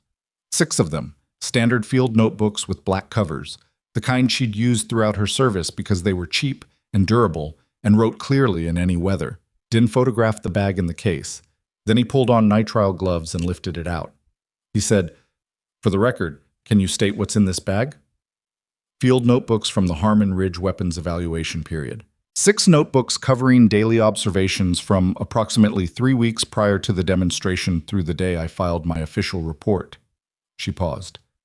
My handwriting, my notation system, dated daily. He placed the bag in a red evidence envelope, sealed it, initialed it, and noted the time. She did the same. Harlow witnessed. The whole process took 11 minutes. She looked at the metal case one more time before she closed the storage unit. 7 years she'd been opening this thing twice a year to make sure it was still there, and the notebooks were still dry and legible. The ritual of checking had been, she didn't have a clean word for what it had been. A reminder, maybe. That she hadn't imagined what happened, that she'd been right, and the evidence that she'd been right still existed. And as long as it existed, there was a version of events that didn't end with her being the negligent contractor who'd been quietly removed from a program for cause. She closed the unit, locked it. "Okay," she said. "Let's go back." They got back to Black Ridge at 10:40. The facility had a different quality in the daylight, the administrative machinery of the previous night's events now visible in their consequences. A black SUV that hadn't been there yesterday sat near the main entrance. 2 additional security personnel at the gate checked credentials with the careful thoroughness of people operating under elevated protocol. Hayes met them at the main building entrance. He looked at the evidence envelope in Din's hand. "Primary source documentation from Harmon Ridge," Din said. "We'll need a secure chain of custody log started immediately." Hayes nodded. He looked at Emily. "We need to talk," he said. Not unkindly, but with the specific weight of a man who'd had a difficult morning and needed to deliver something he hadn't been looking forward to delivering. She followed him inside. His office was small for a facility commander's. A desk, 2 chairs, a wall of filing cabinets, a single window overlooking the eastern range. He closed the door and sat. She sat across from him. "I made some calls this morning," Hayes said. "Careful calls, through channels I trust rather than channels I'm obligated to use." He folded his hands. "The name you gave me. I confirmed the board connection to Apex Holdings through a source I've known for 15 years. That source also told me something else." She waited. "There are 2 other individuals on the program review board who have been uncomfortable with this person's influence for some time. They've been watching anomalous patterns in evaluation outcomes and they haven't had enough to act on. My source believes that if the DCIS case reaches an evidentiary threshold, those 2 individuals will move to formally recuse him from any related proceedings and initiate an independent board review." "How solid is that?" "My source's word, not documented, but his word is worth something." She thought about what that meant practically. A program review board moving against one of its own members was significant institutional pressure. Not a guarantee of outcome, but a signal that the protection he'd been counting on was narrower than he might have assumed. "Does he know the DCIS case is this close?" she asked. "Unknown. He may have been monitoring the investigation through his oversight access. That's one of the concerns Kessler flagged. If he knows, he'll have lawyers positioning already." "He will. He has resources." Hayes held her gaze. "Emily, I need to be honest with you about something, and I need you to hear it without reading into it." She straightened slightly. "The contractor profile irregularities," he said. "I've reviewed them with Ridgemont's HR director this morning. The certifications are legitimate, the work history is accurate, but the application process included a signature attesting that you had disclosed all prior employment and your prior military service is not listed." She said nothing. "That's a federal contract fraud issue," he said. "Technical, but real. Kessler is aware. He's discussed it with the U.S. Attorney's Office." He paused. "The current thinking, based on the totality of what you've documented and provided, is that prosecutorial discretion would almost certainly apply, meaning they're not going to pursue a charge against the person who helped break a 4-year criminal conspiracy because she didn't list her prior service on a contractor application. But it's not off the table. It's not formally off the table. Nothing is formally off the table at this stage. He held her gaze. I want you to know the full picture. I won't manage information around you. She appreciated that. She didn't say so, but she let it show in the way she held herself. The slight release of tension that acknowledged the respect. I knew it was a risk, she said. I made a calculation. I know you did, and I think your calculation was right. He leaned forward slightly. I also want to say something that's not in any official capacity and won't appear in any report. She waited. What was done to you at Harmon Ridge was a serious wrong. Your report was accurate, your assessment of the failure was correct, and the record modification that ended your career. If Kessler's forensics hold up, and I believe they will, that was a deliberate act by people who had both the access and the motive to protect themselves at your expense. He stopped. I can't give you back the 7 years, but I want you to know that's my assessment. The room was very quiet. She'd waited a long time to hear something close to that from someone with institutional standing to say it. She'd told herself she didn't need it. She'd been wrong about that. Thank you, she said. He nodded once. He seemed to understand that less was more here. Walker asked to sit in on the next debrief session, he said, shifting to operational ground. I've approved it. He has standing as the senior operator who was present during the incident, and his testimony about the sequence of events this morning is relevant to the case record. That's fine. He also asked me something else. Hayes paused. He asked about your prior service record, what your actual background was before Harmon Ridge. I told him that wasn't mine to share. He can ask me directly. I told him that too. She stood. The debrief. When? 1400. Kessler needs time to begin processing the notebooks. She checked her watch. Just past 11. 3 hours. I'll be here, she said. She found Walker on the range. He was alone at the 800-meter position, which surprised her. He wasn't shooting. The range was still technically restricted pending the completion of the facility security review. He was standing at the concrete bench with his arms crossed, looking downrange at the target position, and he had the quality of a man working something out that didn't have a clean resolution. She walked out to him. He heard her coming and didn't turn until she was beside him. Hayes talked to you? He said. Yes. Good. He looked back at the range. The morning light was hard and clear, throwing sharp shadows from the target frames. I've been thinking about the shot. What shot? The one you made, yesterday, to disable the transmitter. He glanced at her sideways. Don't tell me that was a range tech shot. She looked downrange. The transmitter housing was accessible through the relay panel, she said. It wasn't a long-range shot. Anyone with basic marksmanship. I'm not talking about that shot, he said. He turned to face her directly. I'm talking about what you were doing when you walked into that systems room instead of coming to get me, when you photographed the evidence instead of disturbing it, when you silenced the transmitter in 4 minutes without leaving a trace that it had been touched. He held her gaze. Those are not maintenance technician responses. Those are trained responses from someone who's operated in sensitive environments. She was quiet. Hayes won't tell me, he said. So I'm asking you. She looked at the 800-meter target. From here, the target's face was a gray rectangle barely distinguishable from the hillside behind it. After my military service, she said, and before Harmon Ridge, I spent 4 years on a joint evaluation program that assessed advanced precision systems in operational conditions, not in a range environment, in the field, the kind of field where you don't get a second shot and the documentation has to survive a firefight. He was listening. The program worked with JSOC-adjacent assets, not embedded, supporting. We didn't carry weapons as a primary function. We assessed, we documented, we advised on technical integration. She paused. We also operated in environments where the difference between the mission succeeding and failing was whether you noticed the wrong thing at the right moment. That's why you spotted the belt this morning. And the transmitter, and the laptop. She looked at him. Pattern recognition. You see enough manufactured failures, you start to see the signature before the documentation catches up. Walker was quiet for a moment. Why did you leave that program? Harmon Ridge happened. My record was altered. A falsified incident during a program evaluation doesn't just end your posting, it ends your clearance eligibility. Once the clearance goes, the program assignment goes with it. Everything downstream goes. She said it factually, without heat. I went from a JSOC support role with a TS-SCI to a contractor application at a range maintenance firm in 14 months. He exhaled slowly. It wasn't quite a sound, more a physical acknowledgement of something landing. The people who did that to you, he said, they knew what they were removing. Yes, that was the point. They were removing someone who would recognize the method. Yes, he looked at her steadily. And they underestimated your patience, he said.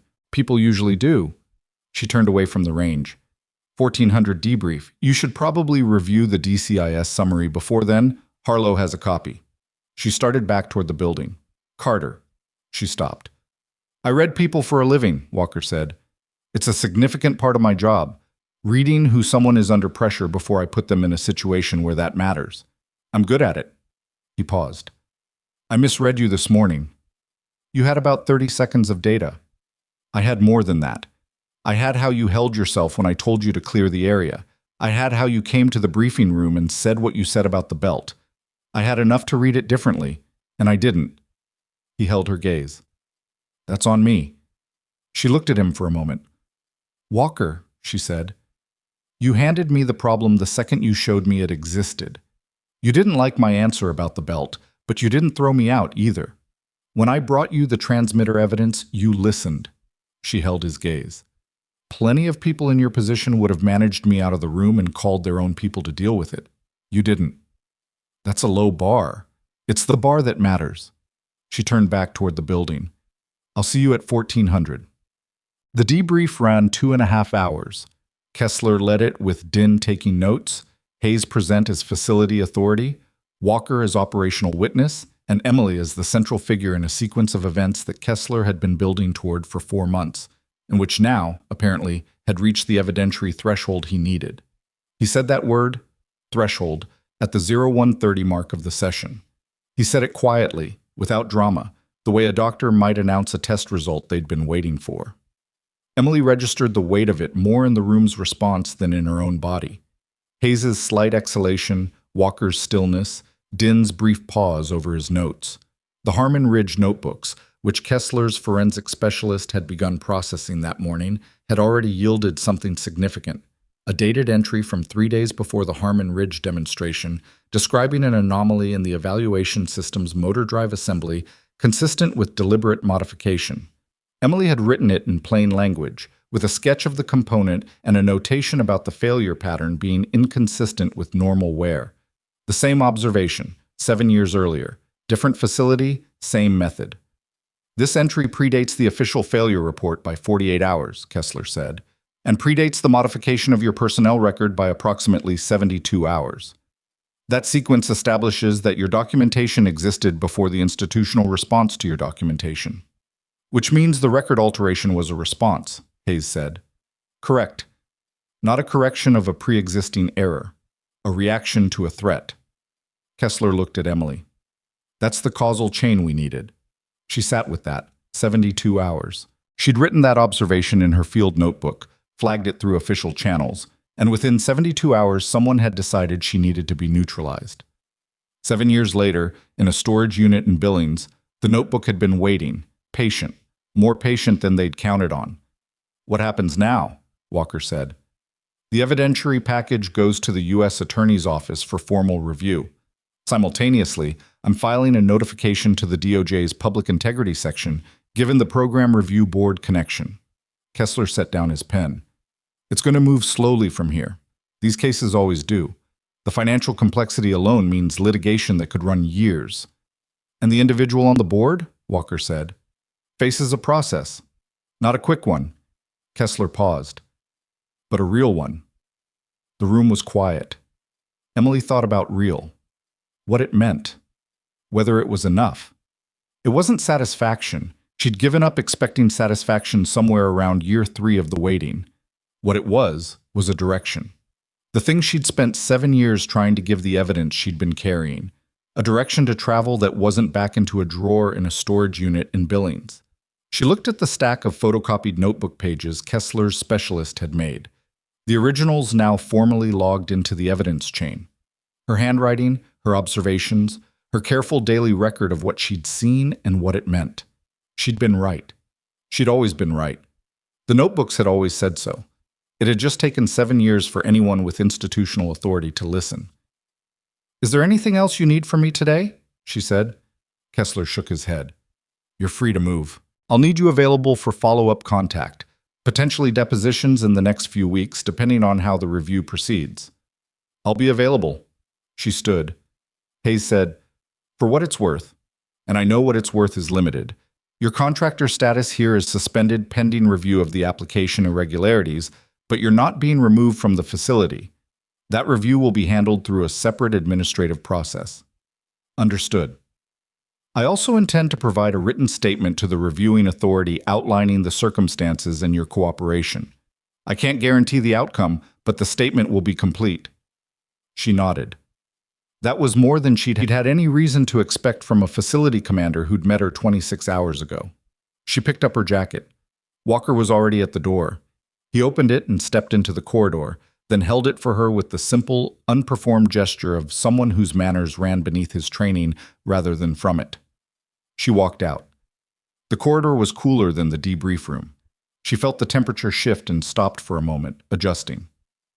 7 years, Walker said. He was standing beside her, not in front. "Yeah. And now it's moving. Slowly. But moving." She looked down the corridor toward the exit, where through the small high window she could see a rectangle of Montana sky, blue and hard and completely uninterested in the proceedings inside this building. "Slowly is fine," she said. "I know how to wait." She walked toward the light. The light outside was the kind that came in the late morning at altitude, hard, clean, without the softness that lower elevations got this time of year. It didn't flatter anything. It just showed what was there. Emily stood at the exit door for a moment before pushing through it. Behind her, the building held its sounds. The distant murmur of Kessler's team, the mechanical rhythm of the facility's ventilation, the particular frequency of institutional machinery moving forward on its own momentum now, no longer requiring her to push it. She pushed the door open and walked out. The range apron was empty. The wind had picked up from the north, which at 6,200 feet meant it had an edge to it even in daylight, and she pulled her jacket closed without thinking about it. Old reflex. Her body adjusting to conditions the way it always had, without being asked, without drama. She walked to her truck. The cracked passenger mirror caught the morning light at an angle that turned the fracture into something almost geometric. She'd been meaning to fix it for months. She kept not fixing it for reasons she hadn't examined closely. Maybe because it was the kind of small damage you learned to live around, and living around small damage was something she'd gotten very good at. She sat in the cab without starting the engine. The storage unit in Billings was empty now except for the boxes of books and the duffel bag and the metal case with nothing in it. The notebooks were in federal evidence packaging, initialed and sealed, part of a chain of custody that ran from her handwriting to a U.S. attorney's office in a building she'd never been inside. She'd spent 7 years tending those notebooks like they were the last proof that what happened to her had actually happened. Now they were someone else's responsibility. She wasn't sure how to feel about that. She'd expected to feel lighter. She didn't, quite. She felt the way you felt when you'd been carrying something heavy for so long that setting it down didn't produce relief so much as an awareness of all the ways your body had reorganized itself around the weight. She sat there for a while. Then her phone buzzed. A text from a number she didn't recognize, which she read once and then read again. "This is Kessler. New development. Come back inside." The development was a phone call. Kessler explained it briefly, standing in the corridor outside Hayes's office, with his jacket back on and his tie straightened, which meant something formal had happened or was happening. The U.S. Attorney's Office had been in contact with Apex Strategic Holdings General Counsel since early morning, through a channel Kessler hadn't initiated, and which suggested someone inside Apex's legal structure had been watching the situation at Blackridge and had made a calculation overnight. The nature of the contact: Apex's counsel had indicated that the company was prepared to cooperate with the DCIS investigation in exchange for structured terms around corporate liability. "Cooperation," Emily said. "Cooperation with teeth," Kessler said. They're offering internal documentation going back 5 years. Financial records, board communications, contract strategy files. The kind of material that would take us 18 months to compel through normal discovery. Why? Because someone inside Apex decided that protecting one board member wasn't worth the exposure of the whole organization. He held her gaze. These things happen when the people at the top of a structure realize the structure is going down and they have a choice about whether they're inside it or outside it when it lands. Does he know? The board member in question was notified by Apex's general counsel at 0800 this morning that his board seat was being suspended pending the outcome of the investigation. Kessler paused. He retained private counsel by 0819. She processed that sequence. 22 hours ago, she'd been standing outside a restricted door watching a man she'd been tracking for 7 years walk out of it, smiling. Now his board seat was gone, and he had a criminal defense attorney. The program review board? Oh, she said. Hayes's contact was right. 2 members filed a formal recusal motion this morning. He's been removed from all active evaluation cycles pending the independent board review. She looked at the wall. Not at anything in particular, just at the space where things were. Foss, she said. Formal cooperation agreement. His testimony, combined with Reeves' financial records and the Apex documentation, gives us the full operational picture from the contractor side. The question was always whether we could connect it to the oversight level. He stopped. Your notebooks connect it. 7 years, she said. Yeah. For a phone call at 9 in the morning. Kessler looked at her with the particular expression of a man who'd worked long cases and understood what she was saying without needing her to say it more clearly. That's how it goes sometimes, he said. The evidence builds and builds, and then something shifts, and it moves all at once. He paused. The shift doesn't happen without the building. 7 years of building is why this morning was possible. She held that. What do you need from me now? She said. Availability for deposition, contact information that's current. And he hesitated slightly, which was unusual for him. I want to say something outside the formal record. She waited. The Harmon Ridge entry in those notebooks, the one from 3 days before the demonstration. He measured his words. I've been building this case for 4 months. I had the financial structure, the operational pattern, the timeline. I didn't have the mechanism at the facility level, and I didn't have the oversight connection. What you documented and what you preserved connects both. He held her gaze. You did something significant. I want to make sure you know that's my assessment, not just an official finding. She nodded once. Thank you, she said. And then, because it was true, and because she thought he'd earned the complete version, it helps, hearing it from someone who wasn't obligated to say it. He accepted that with a brief nod of his own.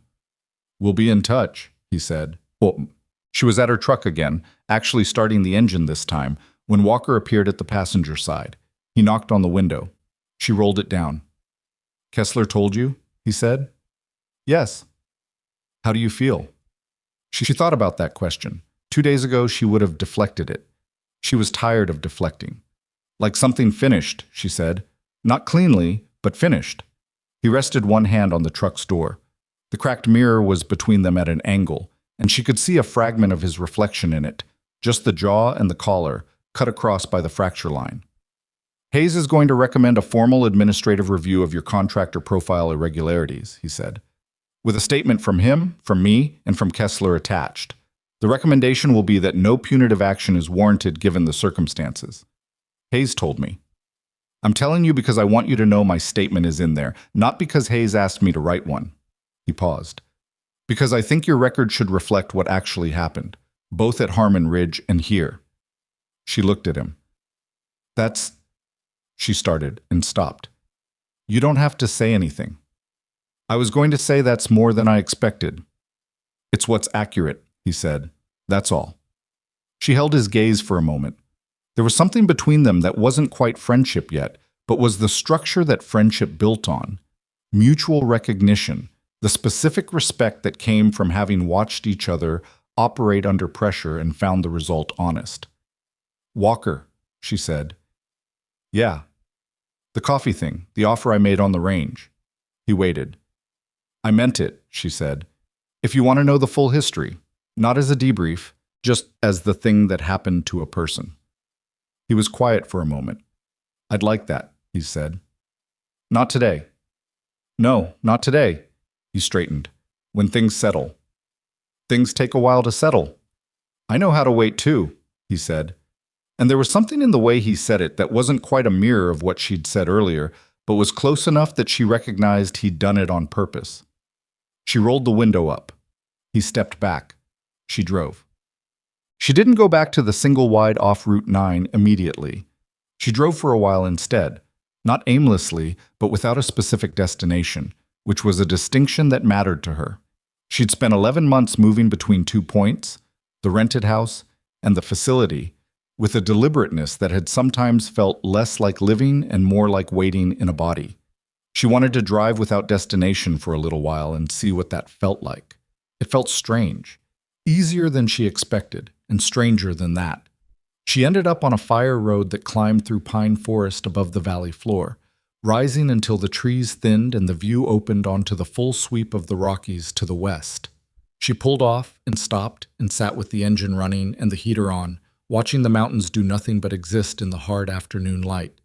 She thought about Harmon Ridge, not the investigation, the place itself, which she'd only seen for 3 weeks, but which had existed in her mind for 7 years as a kind of permanent present. The room where she'd filed her report, the range where she'd made her observations, the drive out on the last day when she'd known the record had been altered and the fight was over and she had a choice about what happened next. She'd chosen to survive it. That had seemed like the minimum at the time, the least possible outcome. She'd been wrong about that too, it turned out. Survival with the notebooks and the patients and the 11 months at Black Ridge had been not the minimum, but the whole strategy. And the strategy had worked. And she was sitting on a fire road in Montana watching the Rockies while a federal investigation moved forward on the strength of what she'd preserved. That was not nothing. She sat with that for a long time. The administrative review of her contractor profile took 6 weeks. She spent them at the single-wide, which she'd extended the lease on month to month while the Black Ridge situation resolved. Her contractor status remained suspended during the review, which meant she wasn't working, which meant she had more time than she was used to and less structure to fill it with. She read the books that had been in storage. She fixed the passenger mirror on the truck, which took 20 minutes and a $15 part from a hardware store in town, and which she should have done in February. She drove to Billings twice, once for a follow-up deposition with Kessler's team, once for no reason except that she'd started learning the road as something other than an emergency route. She talked to Harlow twice by phone. He called the first time to tell her that the SEAL team had completed their rotation and gone back to their home base, and that he'd left his contact information with Hayes in case she needed it. She thanked him, and they talked for 40 minutes about nothing related to any of this. His family, a hunting trip he was planning, a problem he was having with the engine on his truck that was different from her problem, but structurally similar. She appreciated that conversation more than she would have expected. Walker called once. It was brief and professional on the surface, checking on the status of the administrative review, mentioning that his statement had been formally submitted, asking if she needed anything from his end. But at the end of it, he said, "The offer stands, when things settle," and she said, "I know," and that was enough. The review concluded on a Wednesday in late October. Hayes called her personally to deliver the finding, no punitive action. The application irregularities were noted in the formal record with a notation that they had been made in the context of a documented threat to the applicant's safety and career, and that the applicant had subsequently provided material cooperation in a federal investigation. Her prior service record, the real one, not the altered version, was formally acknowledged in the administrative finding as the relevant background context. She sat at the kitchen table in the single-wide and listened to Hayes read the finding, and she said, "Thank you," and she meant it fully. And then she hung up and sat there for a while with the phone on the table. Outside, the first real snow of the season was coming down. Not a blizzard, just the quiet, steady kind that came early in the high elevations. It accumulated on the truck and on the fence line and on the pine branches visible through the kitchen window without making any particular sound. She watched it for a long time. But in November, she got a call from a woman named Colonel Patricia Vance, who identified herself as running a program out of the DoD's Training and Assessment Division, and who spoke with the clipped efficiency of someone whose time was organized around 15-minute blocks. "I've been briefed on your background," Vance said. "The Harmon Ridge period, the joint evaluation program before that, and the DCIS case. I'm also looking at the sequence of events at Black Ridge from August, specifically what you identified and documented and how fast you moved. All right, Emily said. I'm developing a training curriculum for a specialized assessment program. The focus is on operators and analysts who need to recognize manufactured evidence and deliberate system manipulation in field conditions. The kind of thing that doesn't come from a technical manual because people who build the manuals haven't seen it happen from the inside. She paused. I'd like to talk to you about contributing to that curriculum. Emily looked out the window. The snow from last week had mostly melted off the lower elevations. The mountains to the west still held it on the upper faces, white against the gray-blue of the November sky. Contributing how? She said. In whatever form makes sense given your background and what you're willing to do, Vance said. Curriculum consultation, scenario design, potentially instructional if that's something you'd consider. Teaching. Yes. Emily was quiet for a moment. I'd need to understand the program's structure, she said. Who it serves, what the objectives are, what level of operational context we're talking about. I can send documentation. Send it. I'll read it. Can I expect to hear back from you within the week? Yes. She hung up and set the phone down and sat with the kitchen table and the window and the mountains for a long while. Teaching. The word sat in her mind with a weight that was different from what she'd expected. Not lighter than what she'd been carrying, different. Less like a burden and more like a direction. The kind of weight that pulled you towards something rather than down. She'd spent 7 years making sure the evidence survived. She'd spent 11 months making sure the evidence was seen. The question she hadn't asked herself yet, because she hadn't been in a position to ask it, was what came after. What a person did when the thing that had organized their time and their patience and their very careful management of themselves was no longer the thing that needed doing. She thought about what Harlow had asked her on the drive to Billings, whether the 7 years had been worth it. She'd told him to ask her when it was over. It was over now, or as over as these things got, which was never completely, but functionally. The case was moving. The notebooks were evidence. The record was corrected. The man who'd spent years protected by institutional credit and financial architecture was sitting across a table from a defense attorney while his former organization cooperated with the people building the case against him. Was it worth it? She thought about the notebooks, about writing in them every day for 3 weeks at Harmon Ridge, not knowing yet that she'd need them, just keeping her own record because that was how she worked. About the drive out on the last day, about the storage unit in Billings and the metal case and the ritual of checking twice a year, about standing outside that door in the admin wing corridor and watching Reeve come out and understanding in that moment that she'd been right, and she'd always been right, and now there was finally something she could do about it. Yes, it had been worth it, not because the outcome was clean. It wasn't, and it wouldn't be. Litigation was slow, and institutional change was slower, and the people who built systems like the one that had buried her were rarely brought to full account for everything they'd done. She knew that. She'd always known that. But worth it wasn't the same as clean. Worth it meant the thing you did produced something that justified the cost. What she'd done had produced evidence that would move a federal case forward. It had produced a corrected record. It had produced, possibly, a curriculum that would teach the next generation of operators to recognize what she'd recognized, so that the next time someone tried to do what had been done to her, and to Harmon Ridge, and to 3 other program cycles, there would be people in the room who could see it. That was worth it. She opened her laptop and wrote a reply to Vance's email. Send the documentation. I'll read it carefully. She was at Black Ridge one last time in December.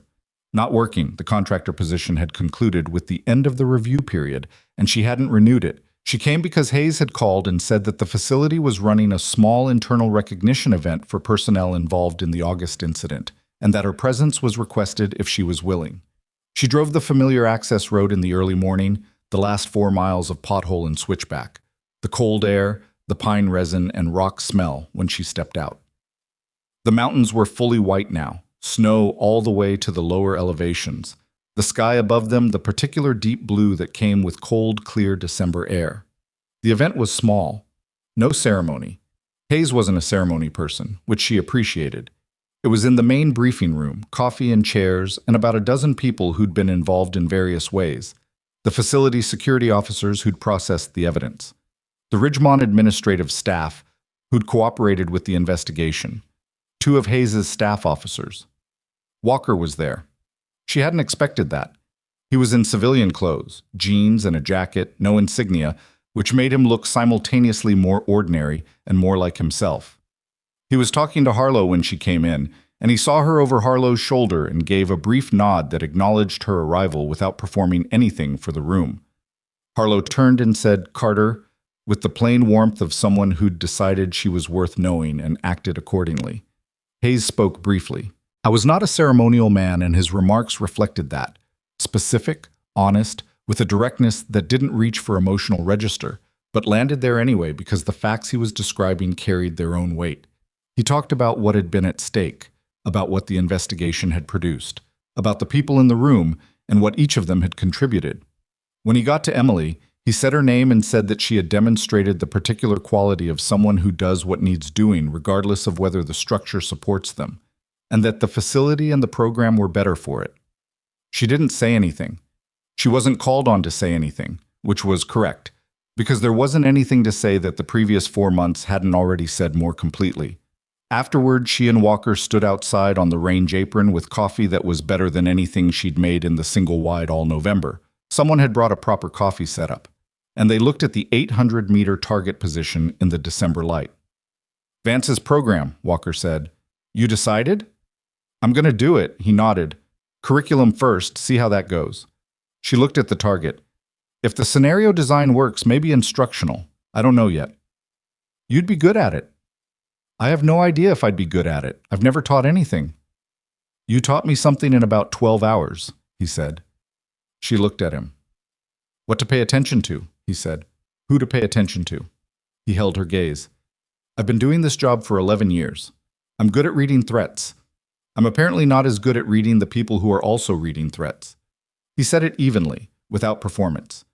"That's a gap in how I operate. I'd rather know about it." She was quiet for a moment. "The coffee," she said. "What?" "You said you'd buy decent coffee." He looked at the cup in her hand. "That's facility coffee," he said. "It's decent." "I didn't buy it." "No, but the offer was the point." She looked at the mountains. "I'm going to be in Billings through January. The program documentation has a review meeting there the 3rd week. I have a rotation through Fort Harrison in February," he said. "That's 40 minutes from Billings." She looked at him. "That's a coincidence," she said. "Yes," he said, in a tone that made clear it wasn't. She almost smiled. She didn't quite, but it was close, and he saw it, and he accepted it with the brief, self-contained satisfaction of a man who'd made a calculation and found it correct. They stood there for a while after that without talking much. Just two people in the December cold with decent coffee, looking at a mountain range that had been there long before any of this and would be there long after. Indifferent and enormous and clear in the sharp winter light. The case would move slowly. It would hit walls and delays and the particular friction of systems that were designed, among other things, to protect themselves. The man with the board seat and the defense attorney would fight the way people with resources fought, carefully, expensively, using every procedural tool available. Some of what Kessler had built would hold. Some of it would be contested. The outcome, in its full legal sense, was still years away.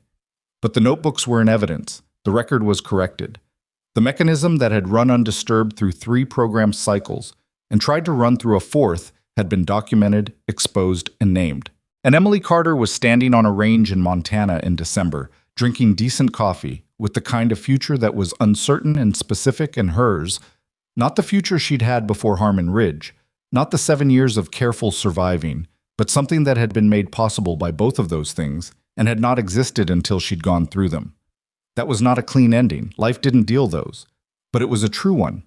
And sometimes, the people who are most dangerous to the ones hiding something are not the loud ones demanding answers. They are the quiet ones who already wrote it all down and have been waiting and have not forgotten a single word.